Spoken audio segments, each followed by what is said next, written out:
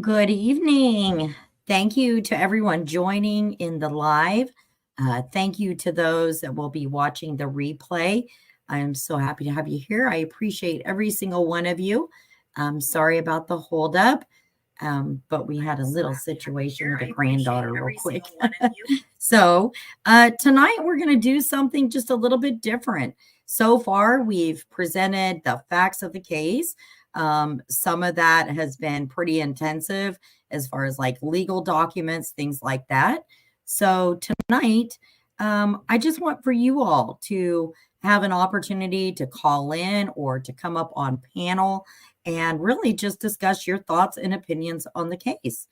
I'm going to share a little bit of case background, some newer news clips, but otherwise, please call in. I will put the number up on the screen. Your number will not be announced to anybody. Nobody will be able to see that. So I'll put that number up on the screen. Also, I will drop a link in the chat and I will pin that. That is if you want to come up on panel. So basically, just call or come up and chat with us. This is going to be an open discussion, but I absolutely expect it to be civil and respectful. Any kind of talk of SA is completely off the table, as are disparaging remarks against other people, other creators, things like that. But otherwise, I do want everybody to be able to discuss it openly. Like I said, that's something we haven't had a chance to do yet.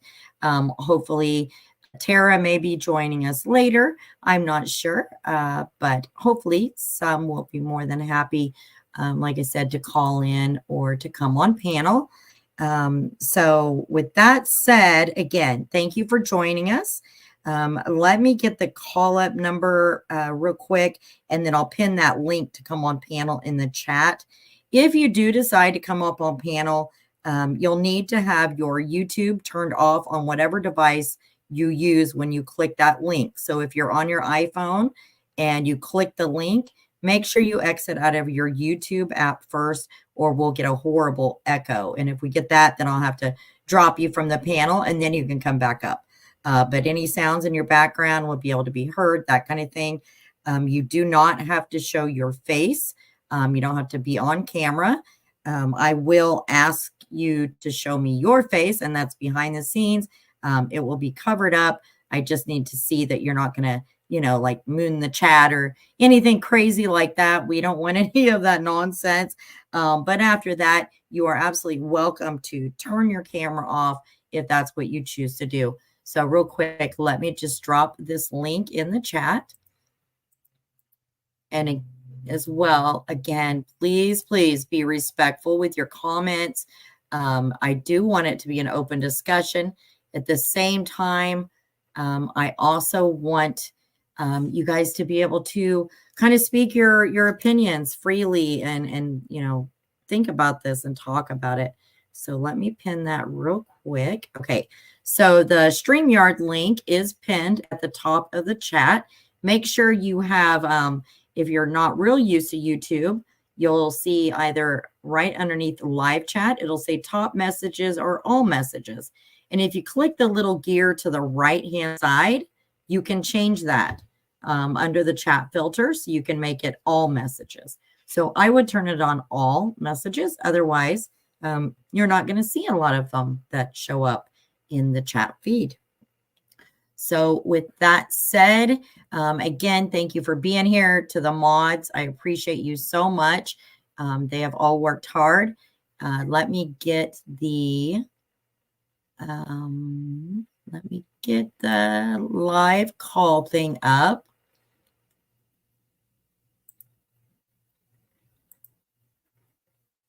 All right. So that is the number at the top of the screen if you want to call in and discuss it. If you would rather come up on panel, like I said, you do not have to have your face on camera whatsoever. But if you'd like to do that, just hit the link that is pinned in your comments. So until we have somebody that would like to do that, we're going to start off with a video that I think is super important. I want to start it at the beginning of this so that anybody watching the replay hopefully is going to see this right away. I just feel like it's super important for all of us. So give me just a moment and I'll get that one up. And while that plays, I am going to mute myself.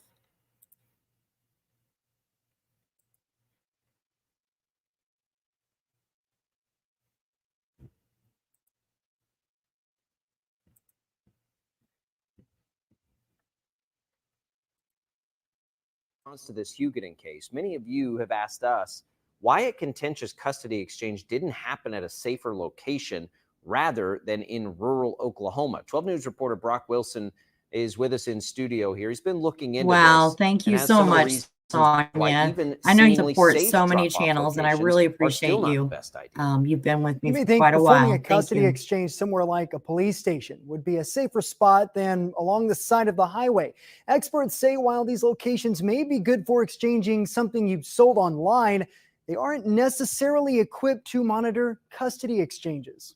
There are many, many situations where when relationships dissolve, where there's divorce, that couples can exchange children safely. Joe Nullett is the executive director of the Supervised Visitation Network, which is an association of providers of supervised visitation and exchange services. He says situations like what happened in Texas County, Oklahoma, can be avoided. There are warning signals and situations and relationships where people should not be exchanging their children without supervised visitation. But Veronica Butler was accompanied by a court-approved supervisor. While Joe says that's a good start, there are more ways that exchange could have been done safer. They could have had staggered arrivals, for one.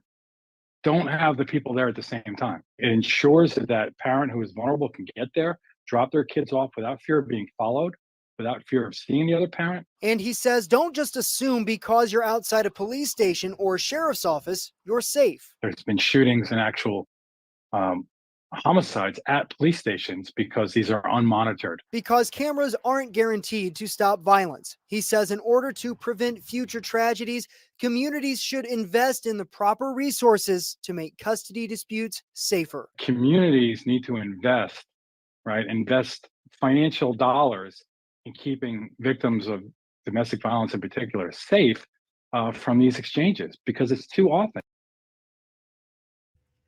Real quick, I want to say, and I'd like for you guys to tune in, call in with your thoughts and opinions. Obviously, that's what this show is about tonight. But I don't know that all of these things put in, these safe places. Honestly, I don't know that they would have helped Veronica. She had tried so often, so many times to get the location change and things like that.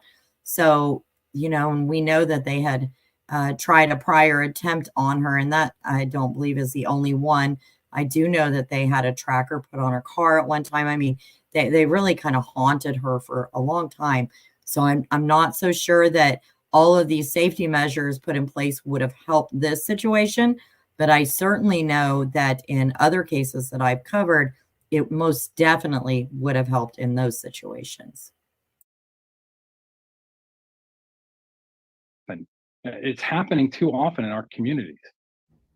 I reached out to the Sedgwick County Sheriff's Office for their advice. Talking with Sergeant Mike Jossel, he says in any public meetup, you should make sure you're at least in a well-lit public area. Make sure your family members know where you are, and if there are any safety issues, make sure to contact law enforcement.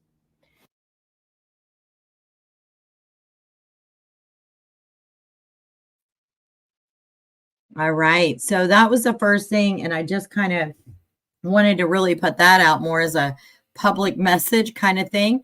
I'm also going to play it again at the end. I just feel so strongly that it's super, super, super important. As I said, I don't know that it would have sadly helped Veronica and Jilian in this case, but I do think it would help in many others. And all right, so calling. So give me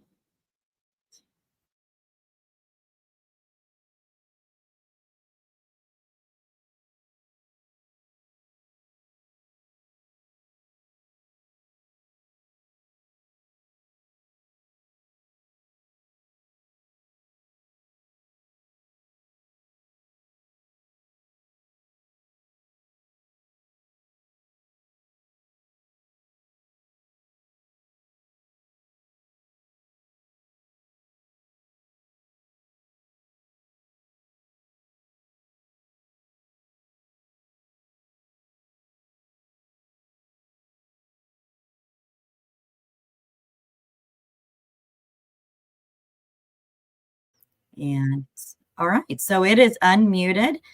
Caller, if you could say something just and give it just a second so we make sure the chat can hear you as well.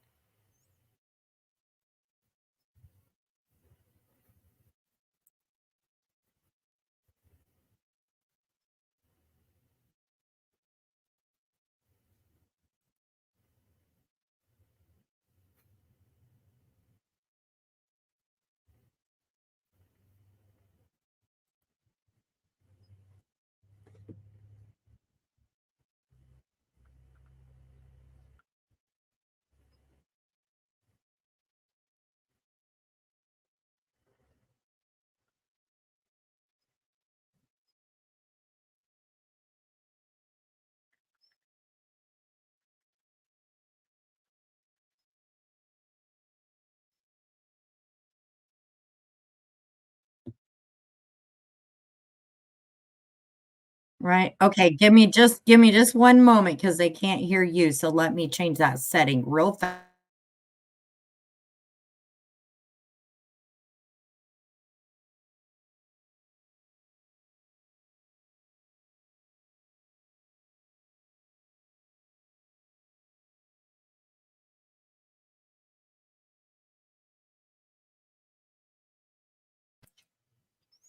All right. Hopefully I changed the settings correctly. It's my first time doing the call in, so I hope so.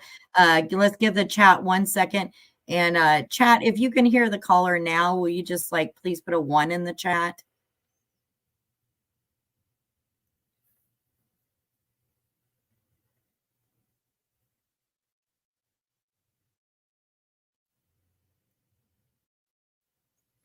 Give it just a second. Let's see if they can hear you or not. Give it just a second. Let's see if they can hear you. Chat, if you can hear the caller now, will you just like please put a 1 in the chat?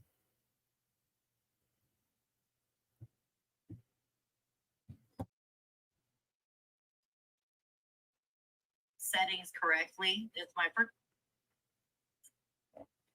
All right, we will get this figured out. So just a moment.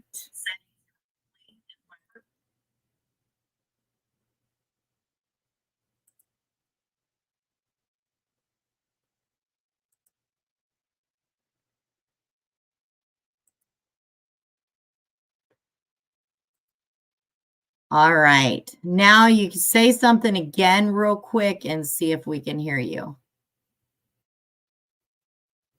All right, can you all hear David from Kansas now?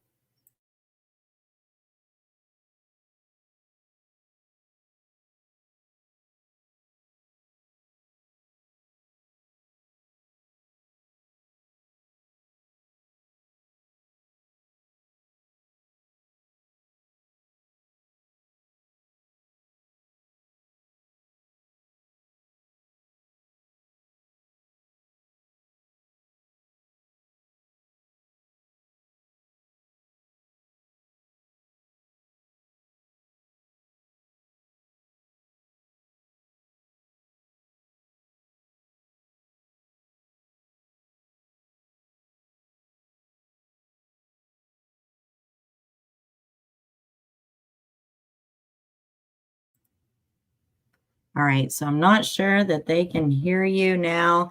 Maybe say one more thing, and if not, if you can just click that link in the live in the comments, that'll bring you up, and it still won't show your face or anything, and then you can everybody will be able to hear you very easily that way.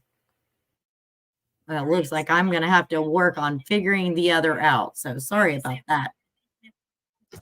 Right. Okay. So yeah, if you want to hang up and then just click the link that's pinned in the chat. And it should be pinned at the very top, and then we'll make sure that your camera is off before you go. It is. Yes, at the very top.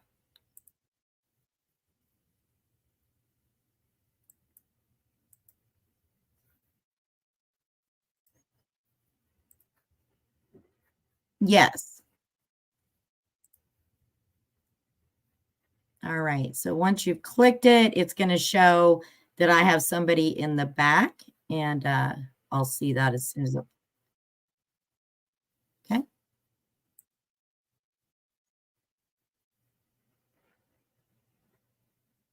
I'm not sure about the continue with Facebook. It's okay.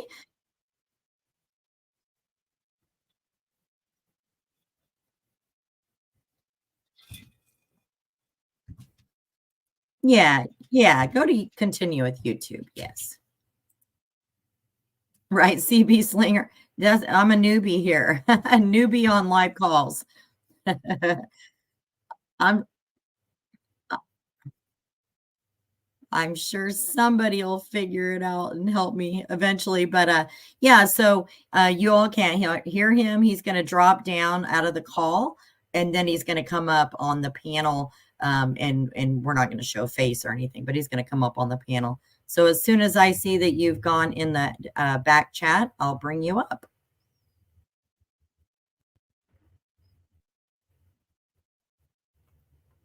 No, it would just be whatever your YouTube account is.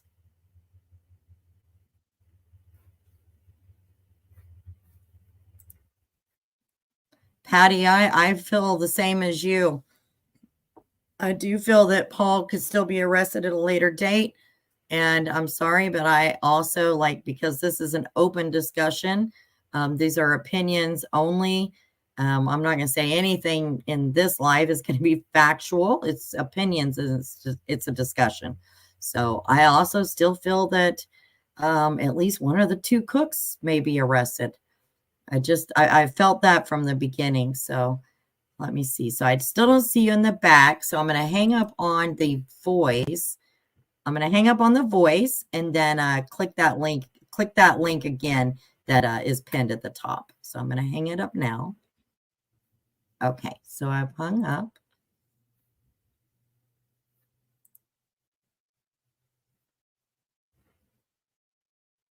CB Slinger, you think what was an inability?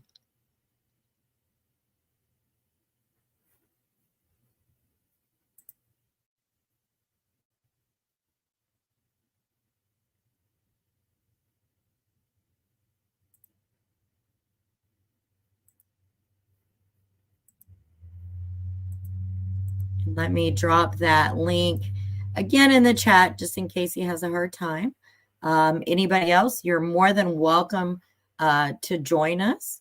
And I'll keep an eye for him popping up here.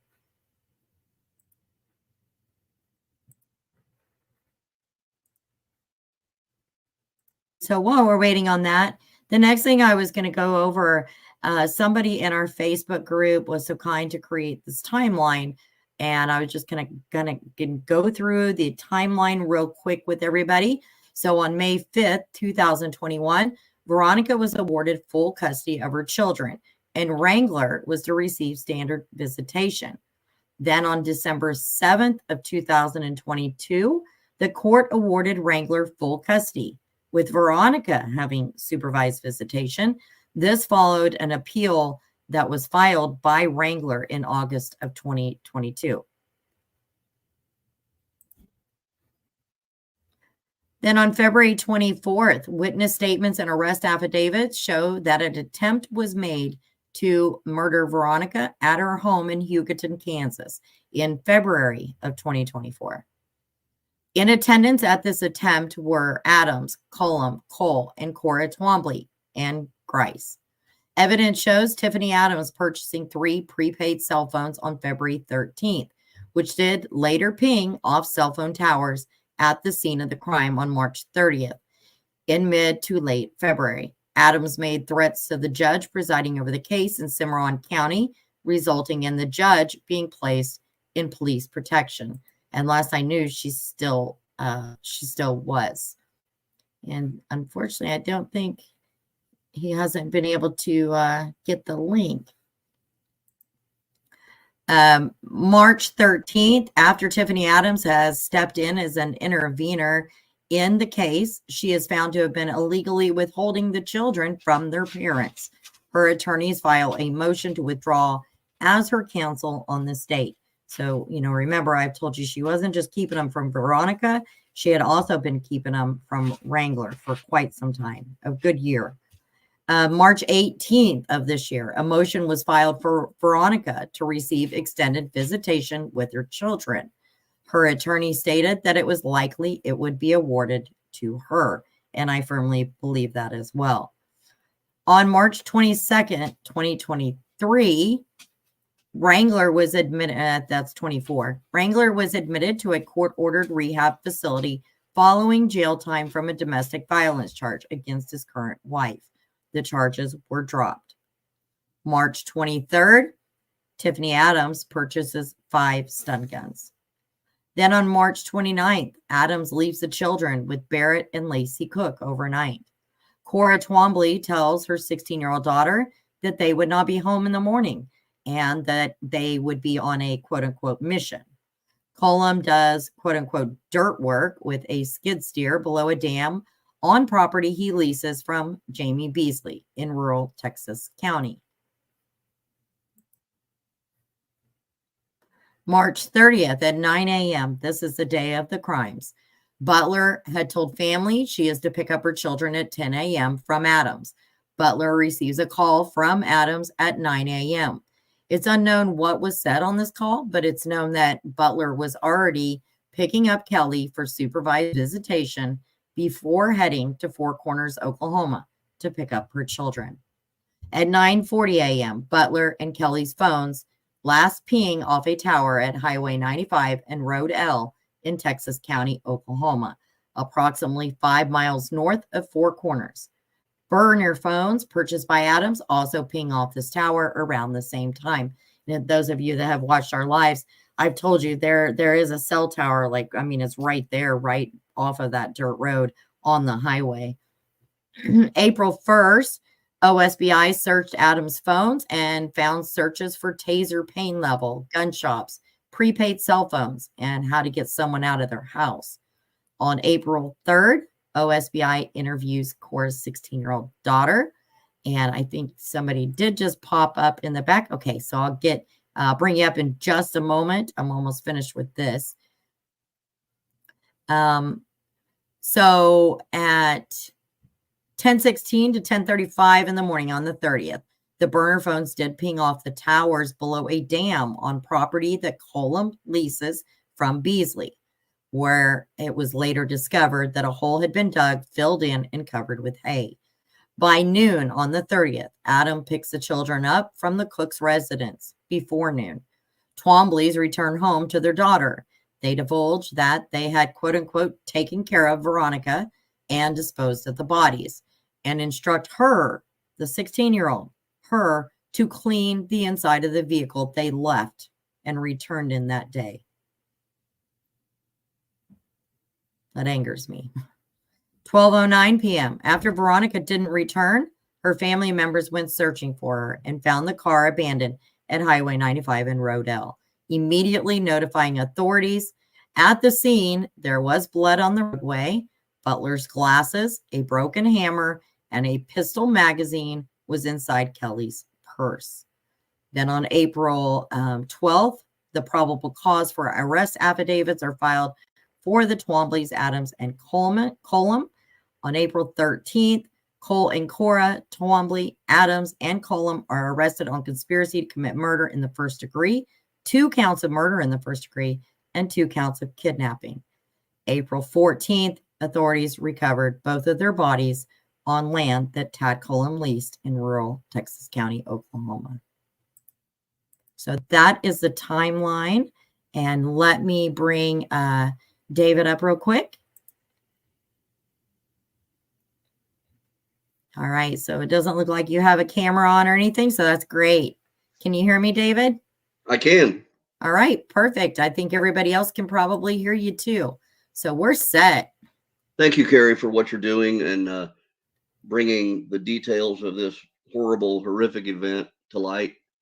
And hopefully people showing the interest they're showing in it can, reveal some things that, will help in, bringing others that might be needed to bring to justice as well.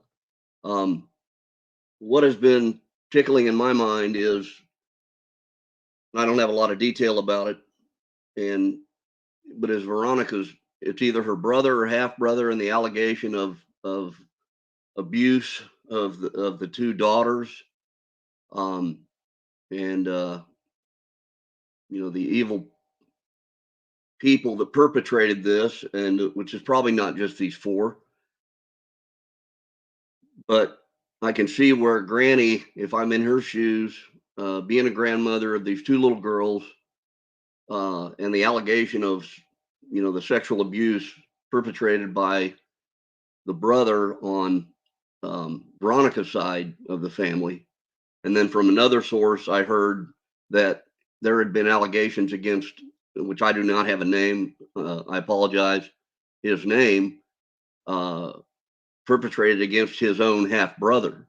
So what do you know about that? And, was there ever any legal movement towards addressing those allegations, or, is that kind of swept under the rug, or No, those allegations were addressed in court. Those records are they're sealed, so we can't see them. But my understanding from everybody I've spoken with is that very possibly did happen. And I'm not going to make excuses for anybody, but at the time, the individual was a minor, also special needs. So a lot of times their thinking level may be 4 or 5 years behind. I don't know that full situation. Now, then my understanding is that she was not to bring them around, the said person that was alleged, and she did not. And at that point, even though she had not, Tiffany, once again, using her power and her money with the attorneys, had said that she did. And that is how the custody went back to, or went to Wrangler, with her only getting the visitation. I see. Okay. Yeah. Yeah, I was really curious about that. I didn't, I had never heard a name or an age or a situation, as per his development or anything like that. But just, thinking that, wow, there just must have been a ton of, on Tiffany's part, this always wielding power, having the power, having the lots control. of manipulation, lots and lots of manipulation, wielding her power, her money. I mean, as a single mom, I mean, everybody's kind of seen who Tiffany had as an attorney on a custody battle case. I've been in those shoes. I can imagine going up against somebody with that kind of an attorney and that kind of, people behind her and things like that to try to fight, like as a single mom trying to just, take care of your children and wanting to be in their lives. Tiffany made it awful damn hard for her to do that, even when she was getting everything together, So I think a lot of it was a lot of manipulation on Tiffany's behalf. So yeah, I mean, those are my thoughts on it. Like I said, tonight's just an open discussion. Those are my thoughts. And these are, his thoughts as well. Right. Well, or that, Tiffany having the perceived power, or, just believing that with her so-called or perceived power and wealth, not having the power she thinks she has, or not getting the results she thinks she's going to get based on her perceived power and wealth in this situation, and feeling like she's got to take over the whole situation because of, the issues with her son, him, going through what he's going through and those struggles he's having, were his, more of probably a hindrance than anything else. So I feel like there came a point where she just had made the decision that, no matter what, hell or high water, these little girls were not going to go back and have a life, with Veronica having full custody of them. She just could not bear the thought of that. And, that's where kind of the demons, so to speak, are invited in to take over the whole manifestation of this. Because I think, there is a spiritual component to all things. And usually it's below the waterline before people realize what's really going on. And really, then I think we're going to learn about a lot of the power and control that she has had over these other people to get them, not just the 3, but maybe others we don't know about, that, that may be forthcoming. Yeah, absolutely. Like how as a grandmother myself, I can kind of understand if she truly believed all that and felt that way. I can kind of understand, but to take it to the extent and to be able to involve other people in it, that's the part that gets me. Like, it gets me. I don't know how were they able to convince 2 or at least 2 other people to do this with them. That's just, it's just Well, unbelievable to me. It's hard to wrap my brain around it, really. well, I look at the scenario of, these people of, probably average intelligence and or above, at least perceiving that, how are you, you really buy into and believe the fact that you're going to get away with this. And was there anybody that ever went to her and said, hey, Tiffany, you might think of it this way, that in the long game,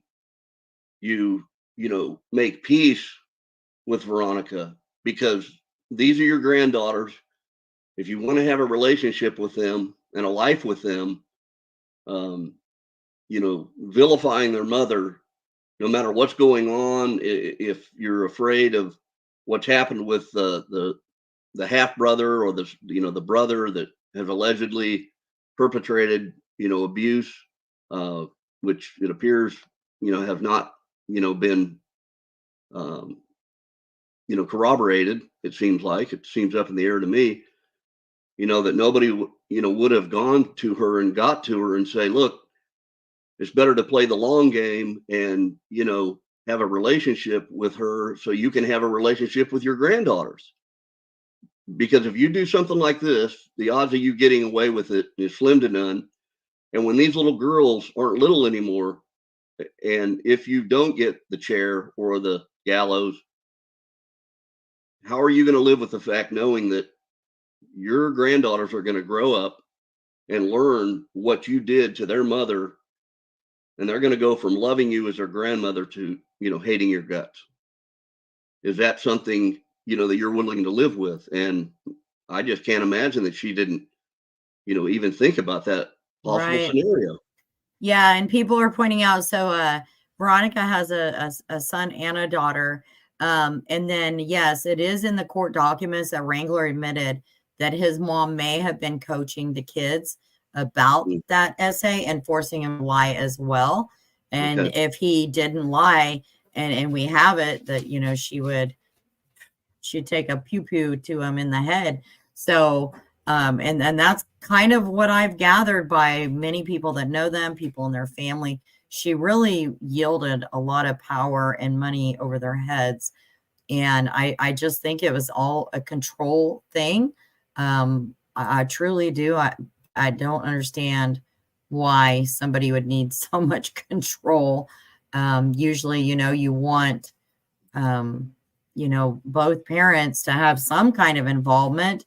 Even if they're not the best of parents, there's ways Right. about it, but she just, took the law into her own hands multiple times long before all this. I mean, she'd been harassing Veronica for years and years. They've harassed Wrangler. They've harassed Wrangler's new wife.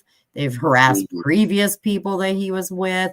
I mean, the stories I've heard about Tiffany they're pretty horrific, and she's just Wow. a no good kind of person. And I don't know. I think that a whole lot of it goes with those beliefs that they have that we shared last night, about religion, about education, about the laws, things Right. like that. And that's how she wanted them raised. I know her and Veronica or Wrangler, even possibly might have been Wrangler, had kind of argued over what school the children would attend. Veronica wanted them to attend Yarsboro. They were currently attending a private, it's like a private Christian school, but it's more of a co-op homeschool kind of thing. And Right. that's what they had been attending. But Tiffany and Cora, they all totally planned on starting their own school out there by the Plainview school area Mhm. this following school year because the Christian school they were in wasn't quite religious enough for them. Mm. So I think that it shows the extent of, how deep into this um, thought process, whatever you call it. I don't know what you even call it. Like I said last night, it's really only about 4 families out there right now that are doing this. But I'm not afraid to say my concern is if others have been able to, other that were seemingly very good people at one time.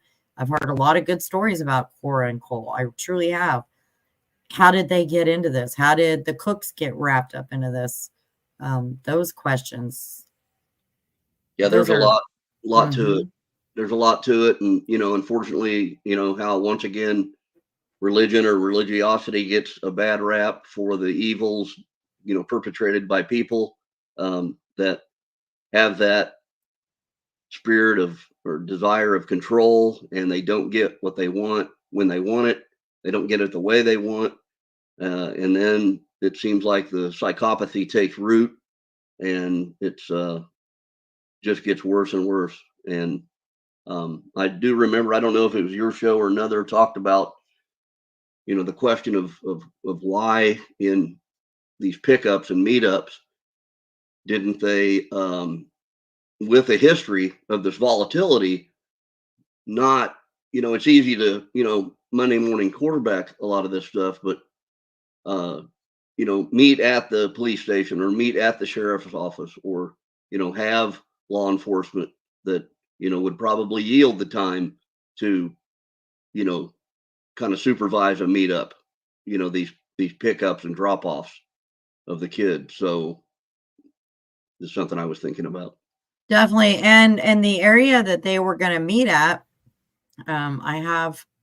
Let me pull that up. I actually have video that I took. Okay, hold on. So I have video of the area where the court had ordered them to meet. And I Hmm. feel, and when I was there, I felt like that is fairly for that area, a pretty good meeting spot. It's right on the highway. There's plenty of traffic. I think it'd be kind of hard to get away with anything at that point. But unfortunately, they trapped them before they ever even made it there. And real quick, just let me show you guys. It's a very, very brief video, but let me show you this video that I took there at Four Corners. And this is where they were actually supposed to meet. So give me just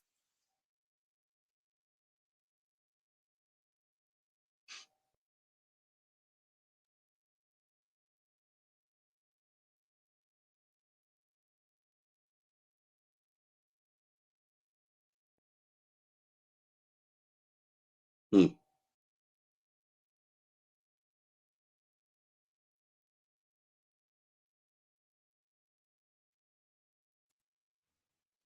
well, if I can get it over to where it's okay, there we go.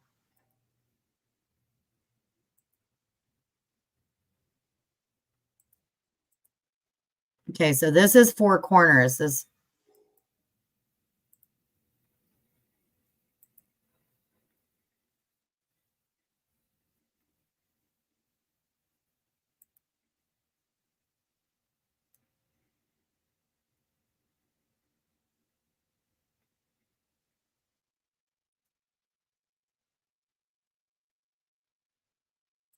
Depending on the time of day, it still looks pretty remote.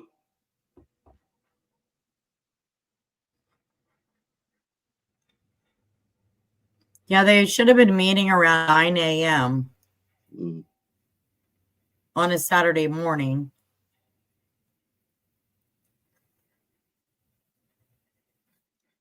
Still got highway traffic there, so they can, people could see things. I guess they were just far enough off the road that they felt like they wouldn't be caught. Yeah, they never made it to this area. Mm.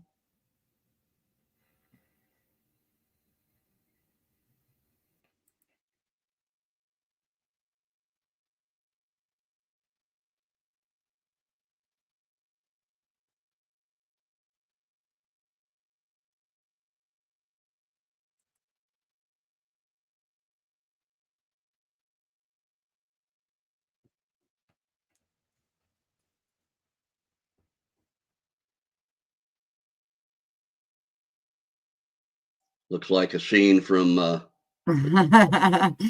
day it certainly does. after Armageddon, the day after an Armageddon movie, right? Right. Now it does. I mean, after the fact, you look back and you're like, oh my goodness. Imagine that at the wee hours. You know, Right. So I think somebody asked, why would I think that's safe? I think because I'm just a small town Oklahoma girl myself, and it is on a highway. The other main road leads into Elkhart, so there's traffic coming that way, and that is the way they would have been coming from where their car was found. So this area, no, it would not have scared me. But hindsight, if you're in a custody battle such as this, yeah, right. this would not have been a good area, in Elkhart. So it looks like grandma wanted them to meet a lot closer to her than they did to where Veronica and Jilian came from in Hugoton. But yeah, hindsight, no, I wouldn't have met here. And that's why I played that video at the beginning. If you're in any kind of custody battle situation whatsoever, you're just gonna have to, we've got to change our way of our way of doing things. It's not always safe anymore. It's sad. Right. It's very sad. So yeah, somebody said it's not a hellhole place. I think it's a nice, peaceful area that unfortunately had evil in it. Roseanne, that's exactly how I felt too. Exactly. I was trying to think of, like, in my hometown, where would we meet? I know that we just got our first camera installed like a few months ago. There wouldn't have been, the closest place would have been a sheriff's department 20 minutes away. And law enforcement, for some reason, and I'm not sure why, I've kind of heard varying reasons, but for some reason they don't want them meeting up at the police stations. Well, I don't think that it's necessarily police or law enforcement needs to supervise the meetup, but it's the fact that they all have cameras outside. So something's going to happen. I mean, you at least have that much of video footage, where in this instance, this case, there's no cameras really anywhere. There's one in Elkhart at a gas station. But really, other than that, there's where else would they have met? The sheriff would have been in Guyman, I believe. That would have been quite a drive. So I just don't, it's a hard situation. But yeah, Veronica was trying to get the court to change the exchange location. She wanted that changed to Elkhart, which I feel would have been a safe bet for her. Yeah, the court did order this designated spot. Yep, they never got to the meeting spot before being ambushed. And nobody perceived that, the evil that lurked in the hearts of the perpetrators, that was even on the radar at all. So, like the lady, about it being a peaceful place, you bet, give me country anytime over big giant metropolises, some of which I've lived in. Right. I grew up in Western Kansas, but I've lived in Los Angeles and I've lived in New York, and we'll never return to either one. So, oh gosh, yeah, from small town Oklahoma to Phoenix, Arizona, I've been there. Yeah, I'm not talking about the states. I'm talking about Los Angeles, the city, and New York, the city. So back to Western Kansas, my roots. I'm out of Kansas City, but I'm going to be heading down that way towards Medicine Lodge and some other places down that way in the next 2 weeks with a friend. So his father was a professor at Kansas State, bovine science, and a big rancher. And we just talked this morning, and these names, he knows these names. My buddy, he grew up in Scott City, Kansas, and he knows these people, these names, knowing that his father has dealt with a lot of these ranchers, that he had set up programs for feedlots and things. So yeah, everybody knew everybody. And Deborah, yeah, we know that that's not where it happened. Four Corners is where they were supposed to meet. Now, this video I took is where it actually.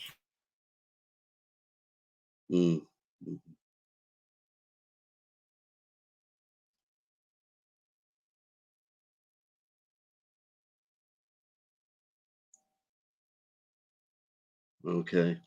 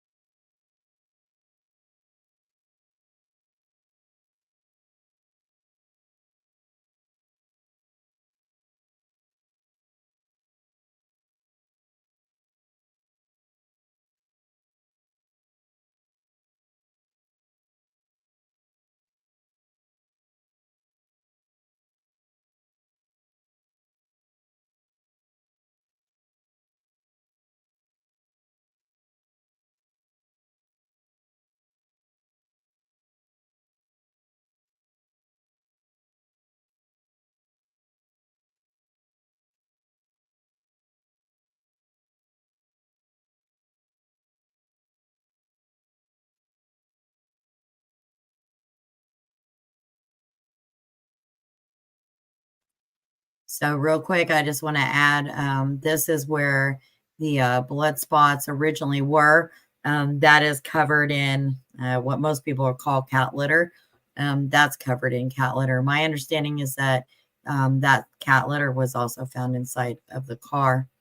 And Teresa says, I want to live in a rural area, but this crime spooked me. An entire group did this. Well, rural areas, especially Oklahoma, I think you're going to find the kindest people you'll ever meet. And Yeah. an entire group didn't do this. An entire group didn't. We tried to kind of clarify a lot of that last night. Right now, we have 4 people who are charged. I still expect a couple more. I very well could be wrong. And if I'm wrong, then, you know, I'm sorry. But I do expect a couple more in some way that has some kind of connection.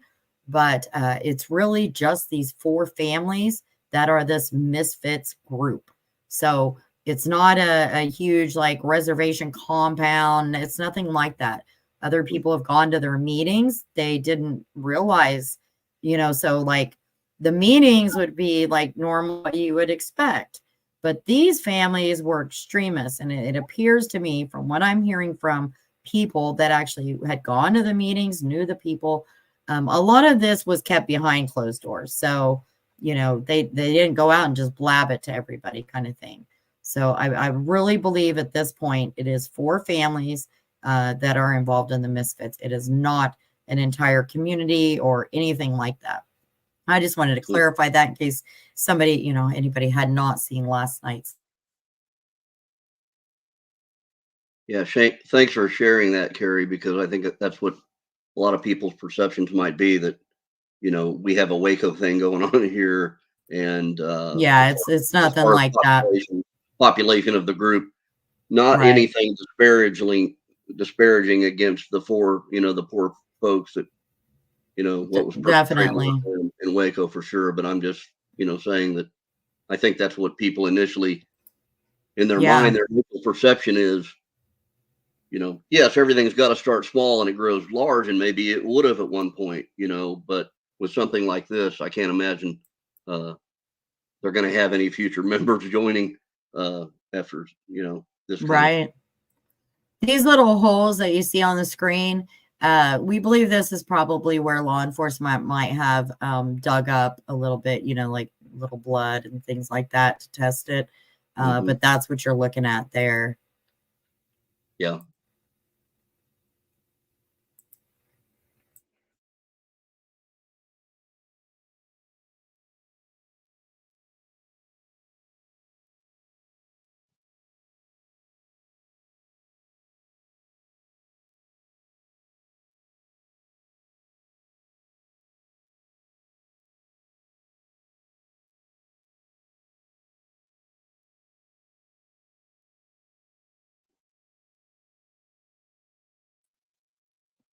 And so that's about it. This road you're seeing right here is the road, the dirt road that leads right up to the highway. The highway is right in front of there. So there would have been on a Saturday morning quite a people traveling back and forth, and especially ranchers and what have you, but also just families out on a Saturday morning. So this had to have been super, super quick. And I don't think they planned on some things. And maybe that's why Cora told her daughter that things didn't go quite as planned. And Sarah says, I'm a lonely old woman. Maybe I wouldn't be so invisible if I lived in a small town. Well, there's good and bad that comes. Everybody will know you in a small town. That's for sure. That's not always a good thing. But everybody knows you and everybody knows everything about you. On the other hand, the very close-knit type of communities. So it depends on if a small town accepts you or not. Yeah, I mean, I don't Sometimes know. that takes a while. It does. You tend to have to kind of prove yourself a little bit. But that's okay. They're just, you know, very protective of their communities. That's why I've tried so hard to kind of stand up for the community out there, because I got to see firsthand, you know, what kind of people they are. And they're just absolutely, just truly amazing. So this is another amazing person in our group.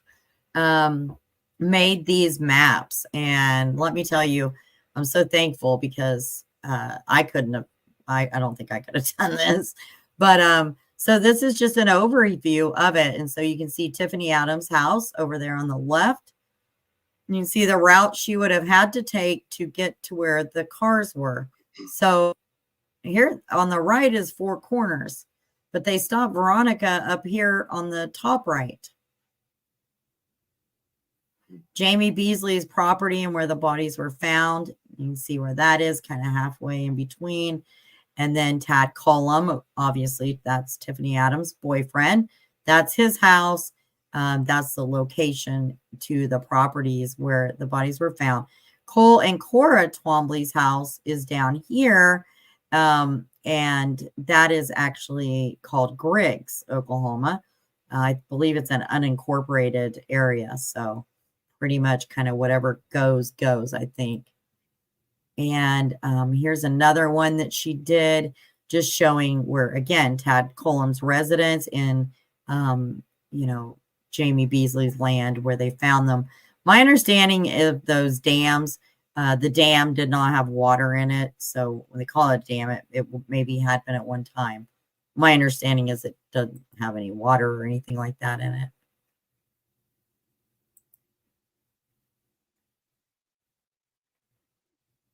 Crunch said, thank you. I'm just wondering if that's what went wrong for them, if she pulled her gun. So I think Jilian did for sure pull hers.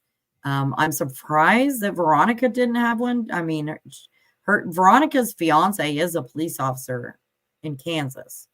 So I'm surprised that she also wasn't carrying.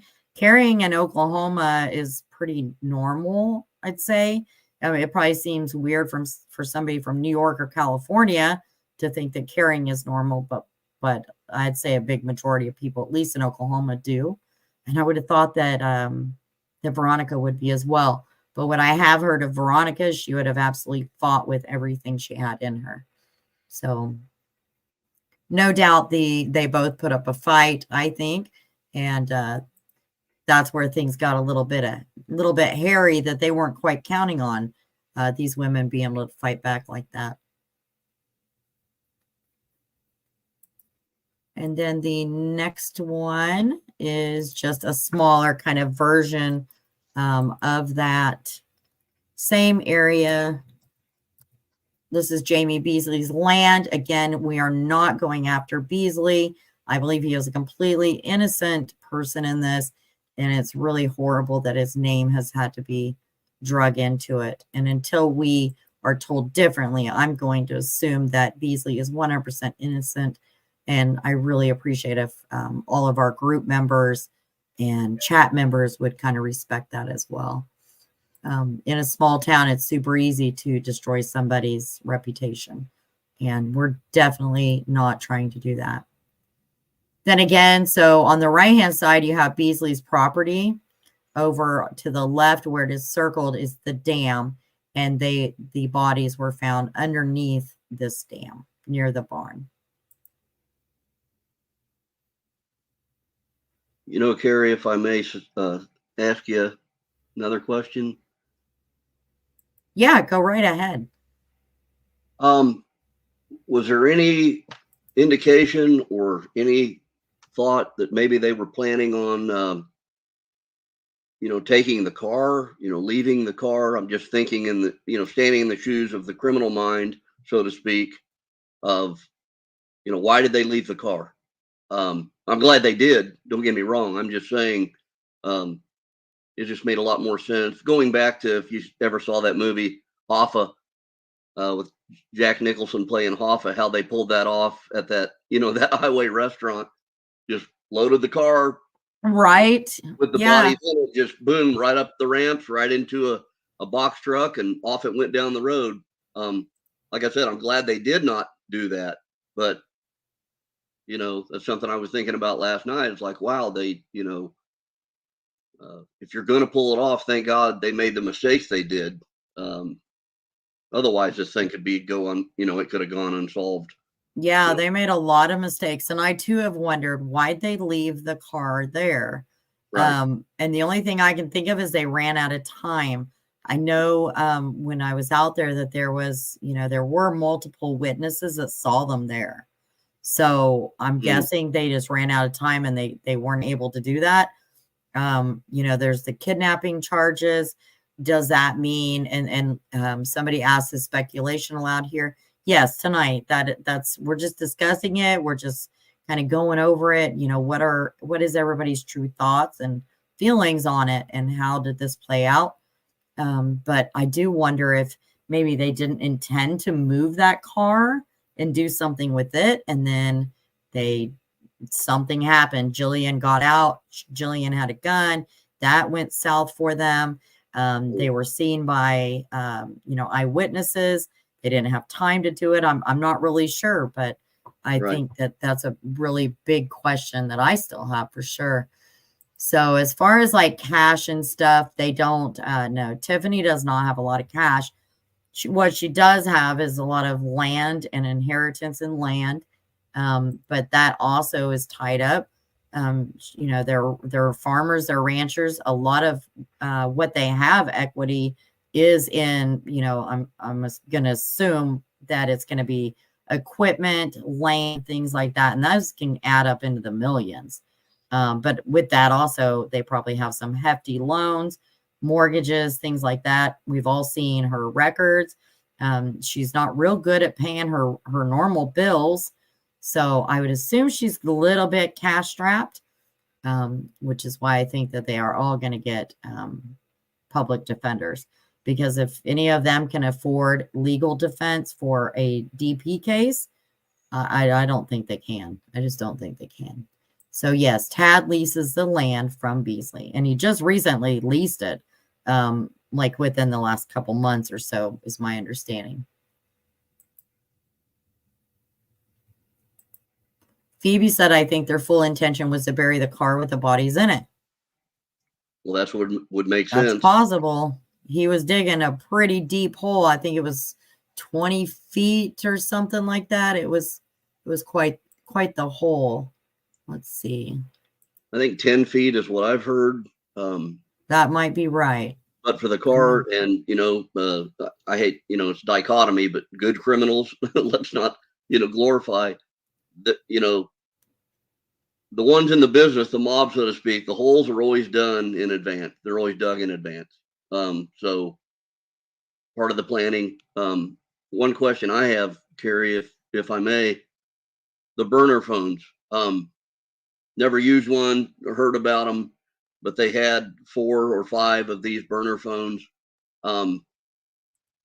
Did the authorities track the burner phones to this land, Beasley's land, at one point? Well, so let me see what this says here. So I do have a little bit of information on the burner phones. I know they pinged, but the original way that they discovered the burner phones, kind of funny story, actually. Funny, not funny, but it's only funny because it's Tiffany. So 10 feet deep. Okay, so he had dug a 10 feet deep hole, so you're right. So what happened is Tiffany had bought these burner phones from Walmart. No big deal, right? And well, the morning that this all happened, her one phone happened to get broken. So dropped it, whatever, it got crushed, whatever happened. So Tiffany takes this phone to a phone place in Guyman, Oklahoma, and asks if they can fix it. And the guy's like, well, you know, yeah, I can fix it. And he's like, you know, come back and get it later on, whatever. Well, he got to looking at it. Then he heard this case and, you know, he called law enforcement. He's like, I don't know what's up with this. Tiffany actually got arrested at that cell phone place in Guyman. So she's the one that the dummy took her own burner phone in to have it fixed. And I believe that's how law enforcement discovered the fact that they had burner phones. Then they were able to go to Walmart, get the footage from that, the receipts that she had purchased those. And then they were able to, you know, obviously locate those pings. I think that that's probably how that played out. But she was arrested at the cell phone store. I may be wrong, but I think the term burner phones is indicative of when you're done with them for a crime or something, you're supposed to burn them. or Like something. you're I know you're supposed to get rid of them. You don't keep them. Right. Yeah, they're like prepaid cell phones. They're really Right. cheap. And I've covered other cases where after they have used their burner phones in committing a crime, then they will go to, say, a Walmart. A lot of Walmarts have like ATM machines for cell phones. You know what I'm saying? And you drop your Right. cell phone in, it'll spit you back 10 or 20 bucks for your $900 iPhone with crack. So that's what most of them do, and they've been caught in other cases by doing just that. I don't know the stupidity of somebody that thought she was so amazingly brilliant is kind of Well, they ping, ironic. right? So they ping just like her, Verizon, Samsung phone or something. They ping, and I don't think a lot of people realize that there's an invisible electronic net cast over, and they can even go back retroactively. This is what's interesting. If anybody had seen that documentary called 2000 Mules, happened to do with the election, at the drop boxes and stuff, they can go back retroactively, and they can place, even retroactively, what cell phones were where at what time. They can literally set up a grid, like a net, over an area and canvas an area. It can be a whole zip code, whatever they want to do, by satellite. If it pings, which these burner phones ping, then they can go backwards and say, okay, on such and such a date, what was in that area, and they can literally recover the numbers, even if they're burner phones.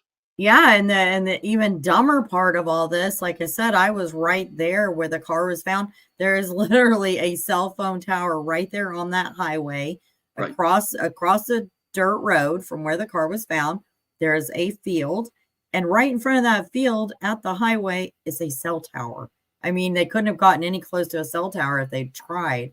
It's just it's mind blowing. They thought they were these brilliant people, and Yeah, I don't know. I'm glad that they made all these mistakes. I'm really glad, but Yeah, it's just ironic as well. And I did just drop the StreamYard link if anybody else wants to come up and chat about this.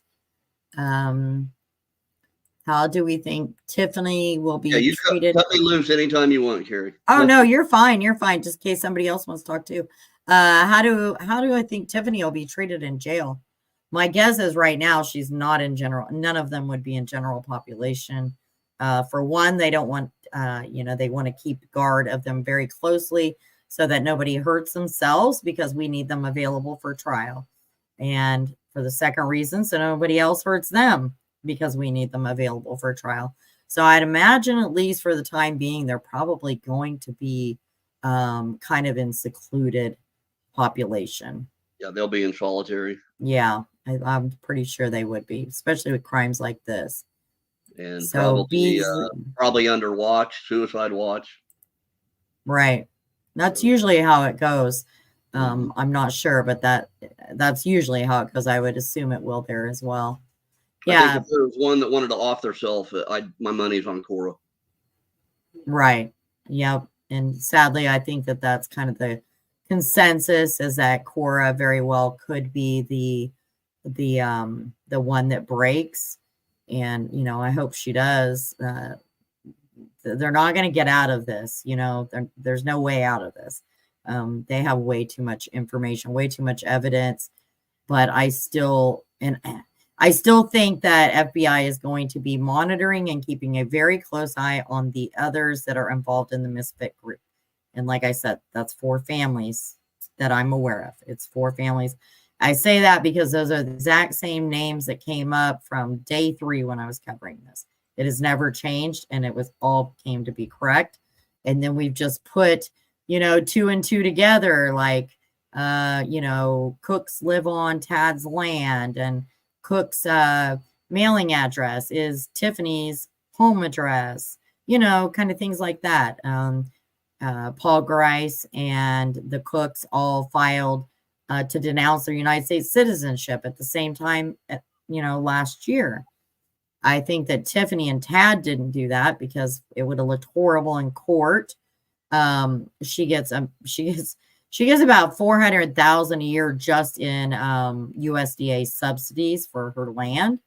If she, said she's no longer, she denounces her citizenship, I'm not sure she'd keep getting all those subsidies, things like that, serving on a school board, serving on a hospital board. So I think that that's the reason why they haven't, but I think that their ideology is exactly the same as the documents I read of Paul Grice last night. Yeah, as small as this, this group seems to be, the for lack of a better term, the God's misfits cult, if you will. I guess it's kind of like the judge that was friends with Tad, that just was literally with him when he got arrested, had no idea. The municipal judge, I think I first heard it from you the other day, Kari, that he had no idea. But maybe other people in the group were going to come forward and say, maybe they did hear something that they just didn't put enough weight in, or they didn't, connect dots. Right. It's hard to imagine. I mean, if you have a close friend as close as this, it's hard to imagine that you didn't have any idea of anything. I'm the last one that wants to accuse an innocent person, and I don't want anybody that follows us or in our group to do the same. But I do have that question, and since it's an open discussion, I do have that question regarding the judge, that, the first interview he did with Brian Hinton, he didn't know anything about it. The second interview, and I believe it was the same night, he all of a sudden knew a whole lot about it. I find it strange that he went to coffee 4 mornings a week. I actually found that out. I think it was about 2 days before I left Elkhart. And when I found out that Tad is meeting the judge, the municipal judge, at the coffee shop that was literally blocks from where we were staying, it was a little unnerving. Yeah. So, judges are held to a much higher standard, as well as law enforcement is. And you just don't hang out with people that you knowingly know are anti-government, extremists like this. And it's hard to believe the judge didn't. It's just hard for me. And I don't want to accuse him of anything, obviously. But it's just hard to believe he wasn't aware of something. Let me play this real quick. This is the judge speaking out after he was fired. So, he was fired. Originally, it was said he was dismissed, but I think it was had been decided on before they had their, I believe it was their county commission meeting that evening or something. But let's listen to this real quick. This is about the judge speaking out after he got fired after his interview with Brian Hinton. In the county right now and the adjoining state, we don't want to take any chances. These people need to have their day in court and go from there. The suspects include Tiffany Adams, the mother of Butler's children, her boyfriend Tad Cullum, and 2 others. They're all reportedly linked to an anti-government religious group known as God's Misfits, a group said to follow its own laws. If that's the case, those laws seem to have admitted the 6th commandment, thou shalt not commit murder. Police say in the past 24 hours, the incriminating evidence has been piling up. Authorities confirmed yesterday that the 2 bodies found over the weekend were indeed those of the 2 missing mothers. They were discovered in a rural area about 8 miles from their abandoned car on land that Cullum leased from the owner. Today, the victims' family members crowded into the courtroom, shouting at the suspects, even at one point lunging at them. News Nation's correspondent Brian Enton was there for it all, joins us live outside the courtroom. And Brian, it sounds like a very tense, wild scene. Yeah, it was tense. It was emotional, Elizabeth. It was really like a hearing like I've never been to before. Starting outside, security was so tight. There was a police drone up. There were snipers on the roof. There were metal detectors outside in the parking lot, handheld metal detectors where they checked every single person. You couldn't bring in electronics. I couldn't even wear my hoodie inside. They made me take my hoodie off Once inside the courtroom, it was a very, very small space. The last 2 rows were filled with the victims' family members, about 24 of them or so. And when the suspects came in, they were very, very angry and emotional, and they were saying things out loud that you could hear in the courtroom. I wrote some of these things down. When suspect Cole Trumbley came in, Veronica's dad audibly called him a bastard. When Tad Cullum came in, he said, "Sorry, ass piece of you-know-what." And when Grandma Tiffany came in, he said, "Effing B who killed my daughter." So I just want to pause it right there and say, go Veronica's dad. I absolutely would have been doing the same thing. I can't imagine if this was my daughter or any of my kids, grandkids, anything. Man, they'd probably had to hold me down. So go Veronica's dad for sure. And then they actually had to restrain him. His family members had to hold him back, hold Veronica's dad back, because he was trying to lunge towards the suspects. All of this happening as the hearing was underway. We spoke to Veronica's aunt outside right afterwards. Take a listen. First of all, I'm so sorry for everything you've been through. And just that courtroom was so small. I can't imagine you guys were just so close to them. I mean, what was that like? You know, to hold my brother back from being, there's just too many emotions, so much anger. I don't understand how somebody can hate somebody so much that you want to kill him. My niece did not deserve that, and neither did the young lady with her. She was just there to help her. We didn't deserve this. So all of that was happening inside, Elizabeth. And then when we came outside, there was a large crowd out in the parking lot, including suspect Tad Cullum's sister, who started shouting that he would never hurt a woman. So you can just imagine emotions on both sides. Again, I've never really seen anything like that in a courtroom before, Elizabeth. Wow, that's pretty amazing. Also, yesterday on this show, you had an interview with a local judge who was friendly with one of the suspects who's been arrested and charged with murder, was shocked at those developments. Turns out he got fired today because he spoke to you. Yeah, it was shocking. Judge Vincent Forbes, he's a judge here in Kansas, where we are, near where the murders happened. The court hearing and the court case is all the way in Texas County, Oklahoma. So he has nothing to do with the case. He did know one of the suspects. He spoke to us. He calls us last night and says, "Listen, after your interview aired, the city council forced me to resign. They were so unhappy that I spoke out about all of this. I just went back to the judge's house to find out what happened." Take a listen. I was sitting here in the house, and I got a phone call. There was a city council meeting last night, and they said, "You need to come over here." So I went over there. It's only a block. I walked over, and I went in, and they were in executive session. When it was over, 3 or 4 minutes, they called me in, sat down, and they said, "We've had a lot of static about your interview, and we don't like it. The mayor has absolute control over my job." So just to make it real clear, real fast, this isn't the judge in the custody case, and I don't think that's what Deborah was saying anyway. This is a municipal judge in Elkhart, Kansas, and just me and my dogs. I'm going to answer that in just a moment as soon as this is completed. I'm appointed. He can hire me or fire me. And I said, "Well, just fire me." One of the councilmen popped up and said, "Oh, you're going to turn in your resignation." He's very nasty about it. I didn't appreciate that. And I said, "That's not a problem. I'll quit." You remember, Elizabeth, he talked to us yesterday about the cult group God's Misfits, what he had heard about them, also the fact that he knew the suspect, and apparently they weren't happy he was talking about it. It just goes to show why everyone is so nervous to talk around here. There's intimidation. The suspects were powerful. They owned thousands of acres of land. You look at their pictures, you might not realize it, but they were powerful, influential people in this area, Elizabeth. Yeah, and all along we've been reporting, even before they made the arrests, before we discovered the bodies, there was a lot of fear around this grandmother. People just were very afraid to speak out about this family. I guess we're seeing now a little evidence of that. Thanks so much for watching. Go to Joy.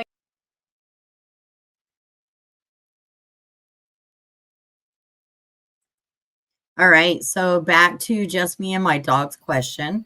Hi, Kari. I've been wanting to catch you on live. Thank you so much for joining.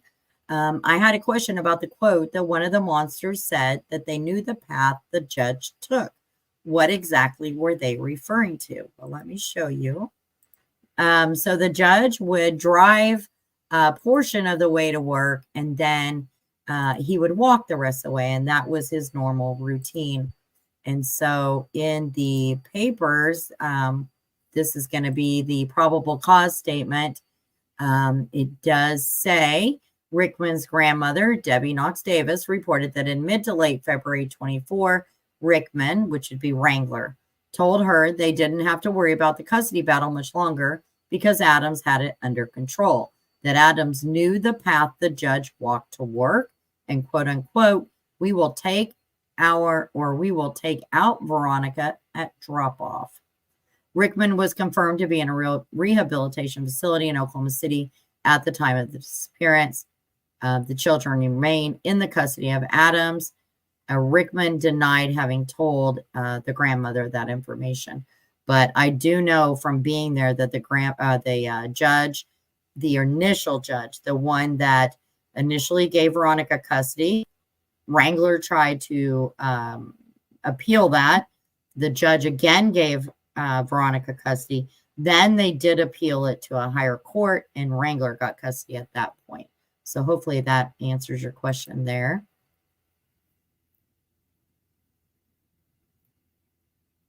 So any thoughts on the judge, David? Do you have any thoughts about that? Well, I was just reading some of the comments too, and they're helpful. And it brought me back to a time when I was attending college, and my roommate, we'd known each other since we were 10 years old, had developed a relationship with a guy. They'd go and play racquetball on campus at Kansas State University. And the gentleman came by several times and would wait for my roommate to get home. And then apparently he had a transportation issue. And several times, I would invite him in. He was sitting on the steps, and I'd invite him in. And his name was Richard. And he'd come in and we'd visit. Then my roommate would get home and change clothes, and they'd go up to the rec center and play racquetball. Well, then I found out about this serial killer named Richard Grissom, and that was him. If you guys remember that case, some of you might know about that. Wow. They have never found the bodies of the young gals that he murdered. I think it's about 3 or 4. Kind of started in the Kansas City area, Olathe, but he ended up at Kansas State and took up a friendship with my roommate, my friend, since we were in grade school. And I've sat knee to knee with the guy, in the small little apartment up there on campus, and had no Right. idea. Yeah. You don't know the heart of people and their minds. So, it was just, I was in shock when I learned that this person that, I wasn't, friends with him. I mean, at best acquaintances, but my roommate was, and we're still very tight. But, he would come over and wait for Doug, and they'd get in the car and go play racquetball and come back. And sometimes, we'd sit out on the porch and have a beer.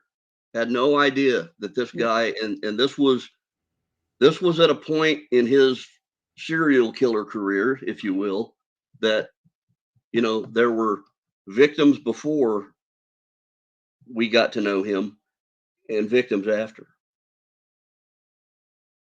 So whatever his window of crime was in his crime career, we knew him. Right. In the interim of that. So, and that's what I'm hearing from so many people reaching out to myself and to Tara and other mods in our Facebook group, and from those I talked to while I was there for the 6 days. These were like, they came off as very nice, caring people in the community. They would help. They did 4-H things. They did Easter pageants. I mean, truly, I don't think that the people that were quote unquote friends with them truly knew how deep they were into what they're into. And Exactly. they are in absolute complete shock. They're grieving as well. I mean, these are people they thought were good people and that they're friends with. And I'm sure there's tons of emotions that go along with that. You know, the first being, oh my God, how could my judgment be so, lapse in judgment that I was friends with these people? Well, it wasn't a lapse in judgment. That's what they presented to those people. And that's all those people knew of them. So they would have never guessed that they were capable of something so, so horrific. And I truly believe that. And I feel horrible for the community and those that have been brought into this. And I said from the very beginning, Tiffany Adams, she didn't just affect her own family. She affected entire community of people, an entire community. And that's sad. And I still think there is some law enforcement corruption that went along with this for years. And hopefully that's brought to light. I know Tara and I have been digging, and I hope that's all brought to light too, because all of that just needs to end there. These are really wonderful people. They need to be able to live their lives without fear of being crucified because they knew these people or they associated with. And also, if they speak out, they are still afraid of retaliation. I know many will say in the group that they're not, but I'm telling you they are, because I've heard from hundreds. They really are, and they still kind of are. And they're still a little concerned about the Paul Grice. Now, we don't know, is Paul a part of this or not? But what we do know is that Cora's brave daughter gave a statement to law enforcement, and she included his name in that. And I see no reason why she would have needed to bring his name in if that was not the case. You know what I'm saying? Like that would make sense to me. So I don't know if that is who was questioned. Tad's son is deceased. That should be looked into again. And I believe we're going to do that. Heard carbon monoxide. That's what I heard as well. You just never know. Shiftastic said, I can agree with this. People often live double lives, and they really do. So let me play this. This is, the mystery, quote unquote, fifth person involved that was questioned by authorities yesterday. I think we all probably have an idea. It was probably Paul Grice, but it might not have been. We don't know. It could have been Cooks. It could have been anybody. But let's listen to this real quick. And while we do that, I got to step away for just 1 second. I'll be right back.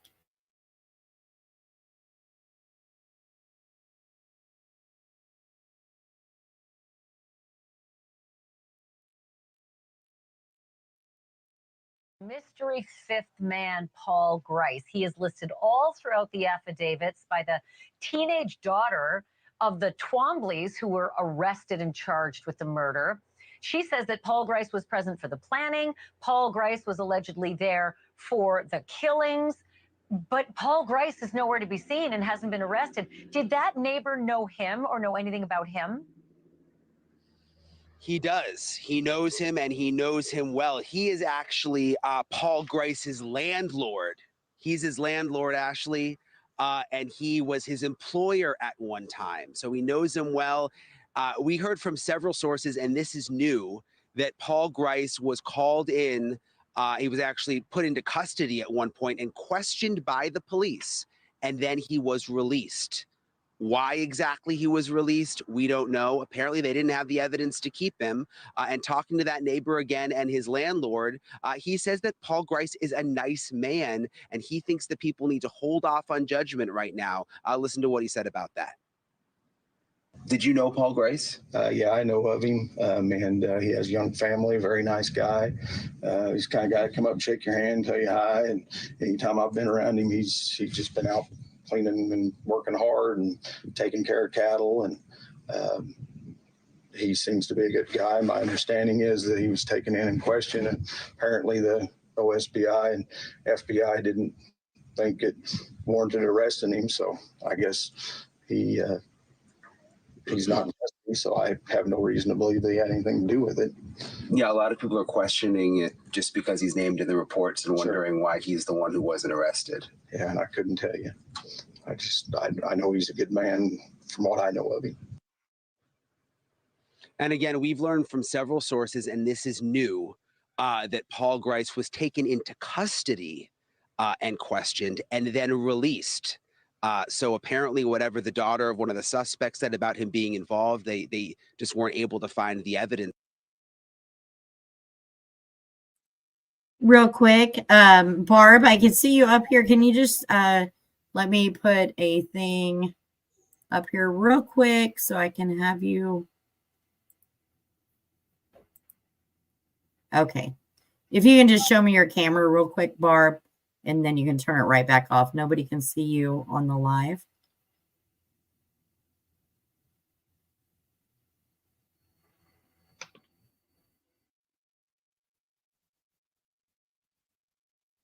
Okay, so Barb clicked out. We just have to be careful on YouTube lives. People tend to do things that aren't so cool sometimes. So we don't want that. So that's the only reason for that. It's not meant to be rude whatsoever.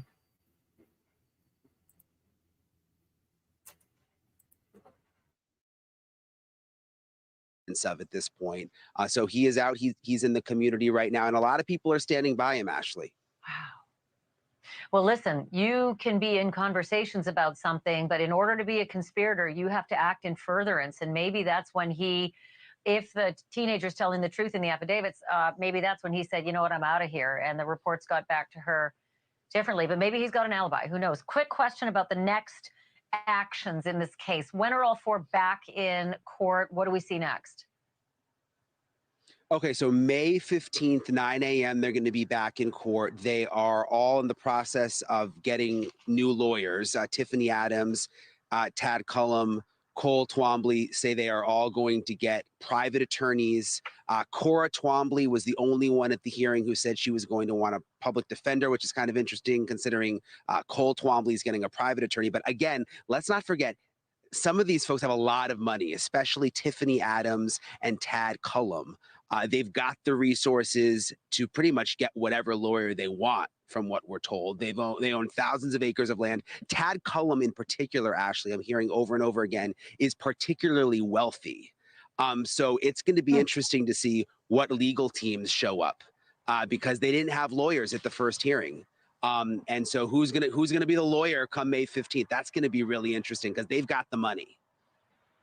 Yeah, and whether their defense is going to be, he did it, she did it, she did it, he did it. That's always fascinating. Yes. He is listed all throughout the affidavits. So I'm still going with, I don't think they have that kind of cash. You know, for a DP cases, then this definitely will be, they're going to need a team of attorneys, and you have to have specific DP qualified attorneys.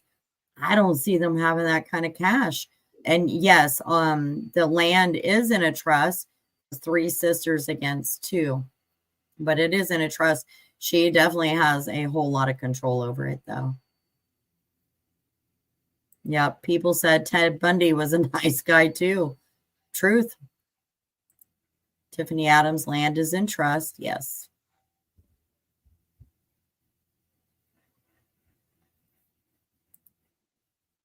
By the teenage daughter of the Twombleys who were arrested and charged with the murder. She says that Paul Grice was present for the planning. Paul Grice was allegedly there for the killings. But Paul Grice is nowhere to be seen and hasn't been arrested. Did that neighbor know him or know anything about him? He does. He knows him, and he knows him well. He is actually Paul Grice's landlord. He's his landlord, Ashley, and he was his employer at one time. So he knows him well. We heard from several sources, and this is new, that Paul Grice was called in. He was actually put into custody at one point and questioned by the police, and then he was released. Why exactly he was released, we don't know. Apparently, they didn't have the evidence to keep him. And talking to that neighbor again and his landlord, he says that Paul Grice is a nice man, and he thinks that people need to hold off on judgment right now. Listen to what he said about that. Did you know Paul Grace? Yeah, I know of him, and he has a young family, very nice guy. He's the kind of guy to come up and shake your hand, tell you hi, and anytime I've been around him, he's just been out cleaning and working hard and taking care of cattle, and he seems to be a good guy. My understanding is that he was taken in and questioned, and apparently the OSBI and FBI didn't think it warranted arresting him, so I guess he's not in custody, so I have no reason to believe they had anything to do with it. Yeah, a lot of people are questioning it just because he's named in the reports and wondering Sure. why he's the one who wasn't arrested. Yeah, and I couldn't tell you. I know he's a good man from what I know of him. And again, we've learned from several sources, and this is new, that Paul Grice was taken into custody and questioned and then released. So apparently whatever the daughter of one of the suspects said about him being involved, they just weren't able to find the evidence of at this point. So he is out. He's in the community right now, and a lot of people are standing by him, Ashley. Wow. Well, listen. Yeah, so real quick, I just want to address CB Slinger says News Nation is so full of caca. Well, I think that some of them, it's like any other news station. Brian Ninton, he is a very well-respected reporter. So I've yet to really see him sensationalize anything. I do respect Brian Ninton. The whole Misfits thing when it came out, we felt the same way as what the news was putting out, but we had a little bit more information. We just weren't ready to put that out yet because we needed to be able to have the facts to back it up. And we needed to be able to present it in a way that you guys, that would make some kind of sense, hopefully. And a lot of legal documents don't always make a ton of sense. But I do think, yeah, they were days late with this info. But I'm with you. I'm with you, Mermaid Mary. I really do like Brian. He's always been, as far as it's my opinion, he's always done a great job. You can be in conversations about something, but in order to be a conspirator, you have to act in furtherance. And maybe that's when if the teenager's telling the truth in the affidavits, maybe that's when he said, you know what, I'm out of here. And the reports got back to her differently, but maybe he's got an alibi. Who knows? Quick question about the next actions in this case. When are all four back in court? What do we see next? Okay, so May 15th, 9 a.m., they're going to be back in court. They are all in the process of getting new lawyers. Tiffany Adams, Tad Cullum, Cole Twombly say they are all going to get private attorneys. Cora Twombly was the only one at the hearing who said she was going to want a public defender, which is kind of interesting considering Cole Twombly is getting a private attorney. But again, let's not forget, some of these folks have a lot of money, especially Tiffany Adams and Tad Cullum. They've got the resources to pretty much get whatever lawyer they want, from what we're told. They own thousands of acres of land. Tad Cullum in particular, Ashley, I'm hearing over and over again, is particularly wealthy. So it's going to be interesting to see what legal teams show up because they didn't have. That's interesting because I haven't really looked into his wealth. I haven't heard that he's particularly wealthy either. So that's definitely something that we'll look into.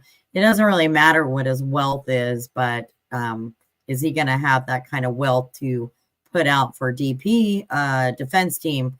No, I don't know. It'll be interesting to see.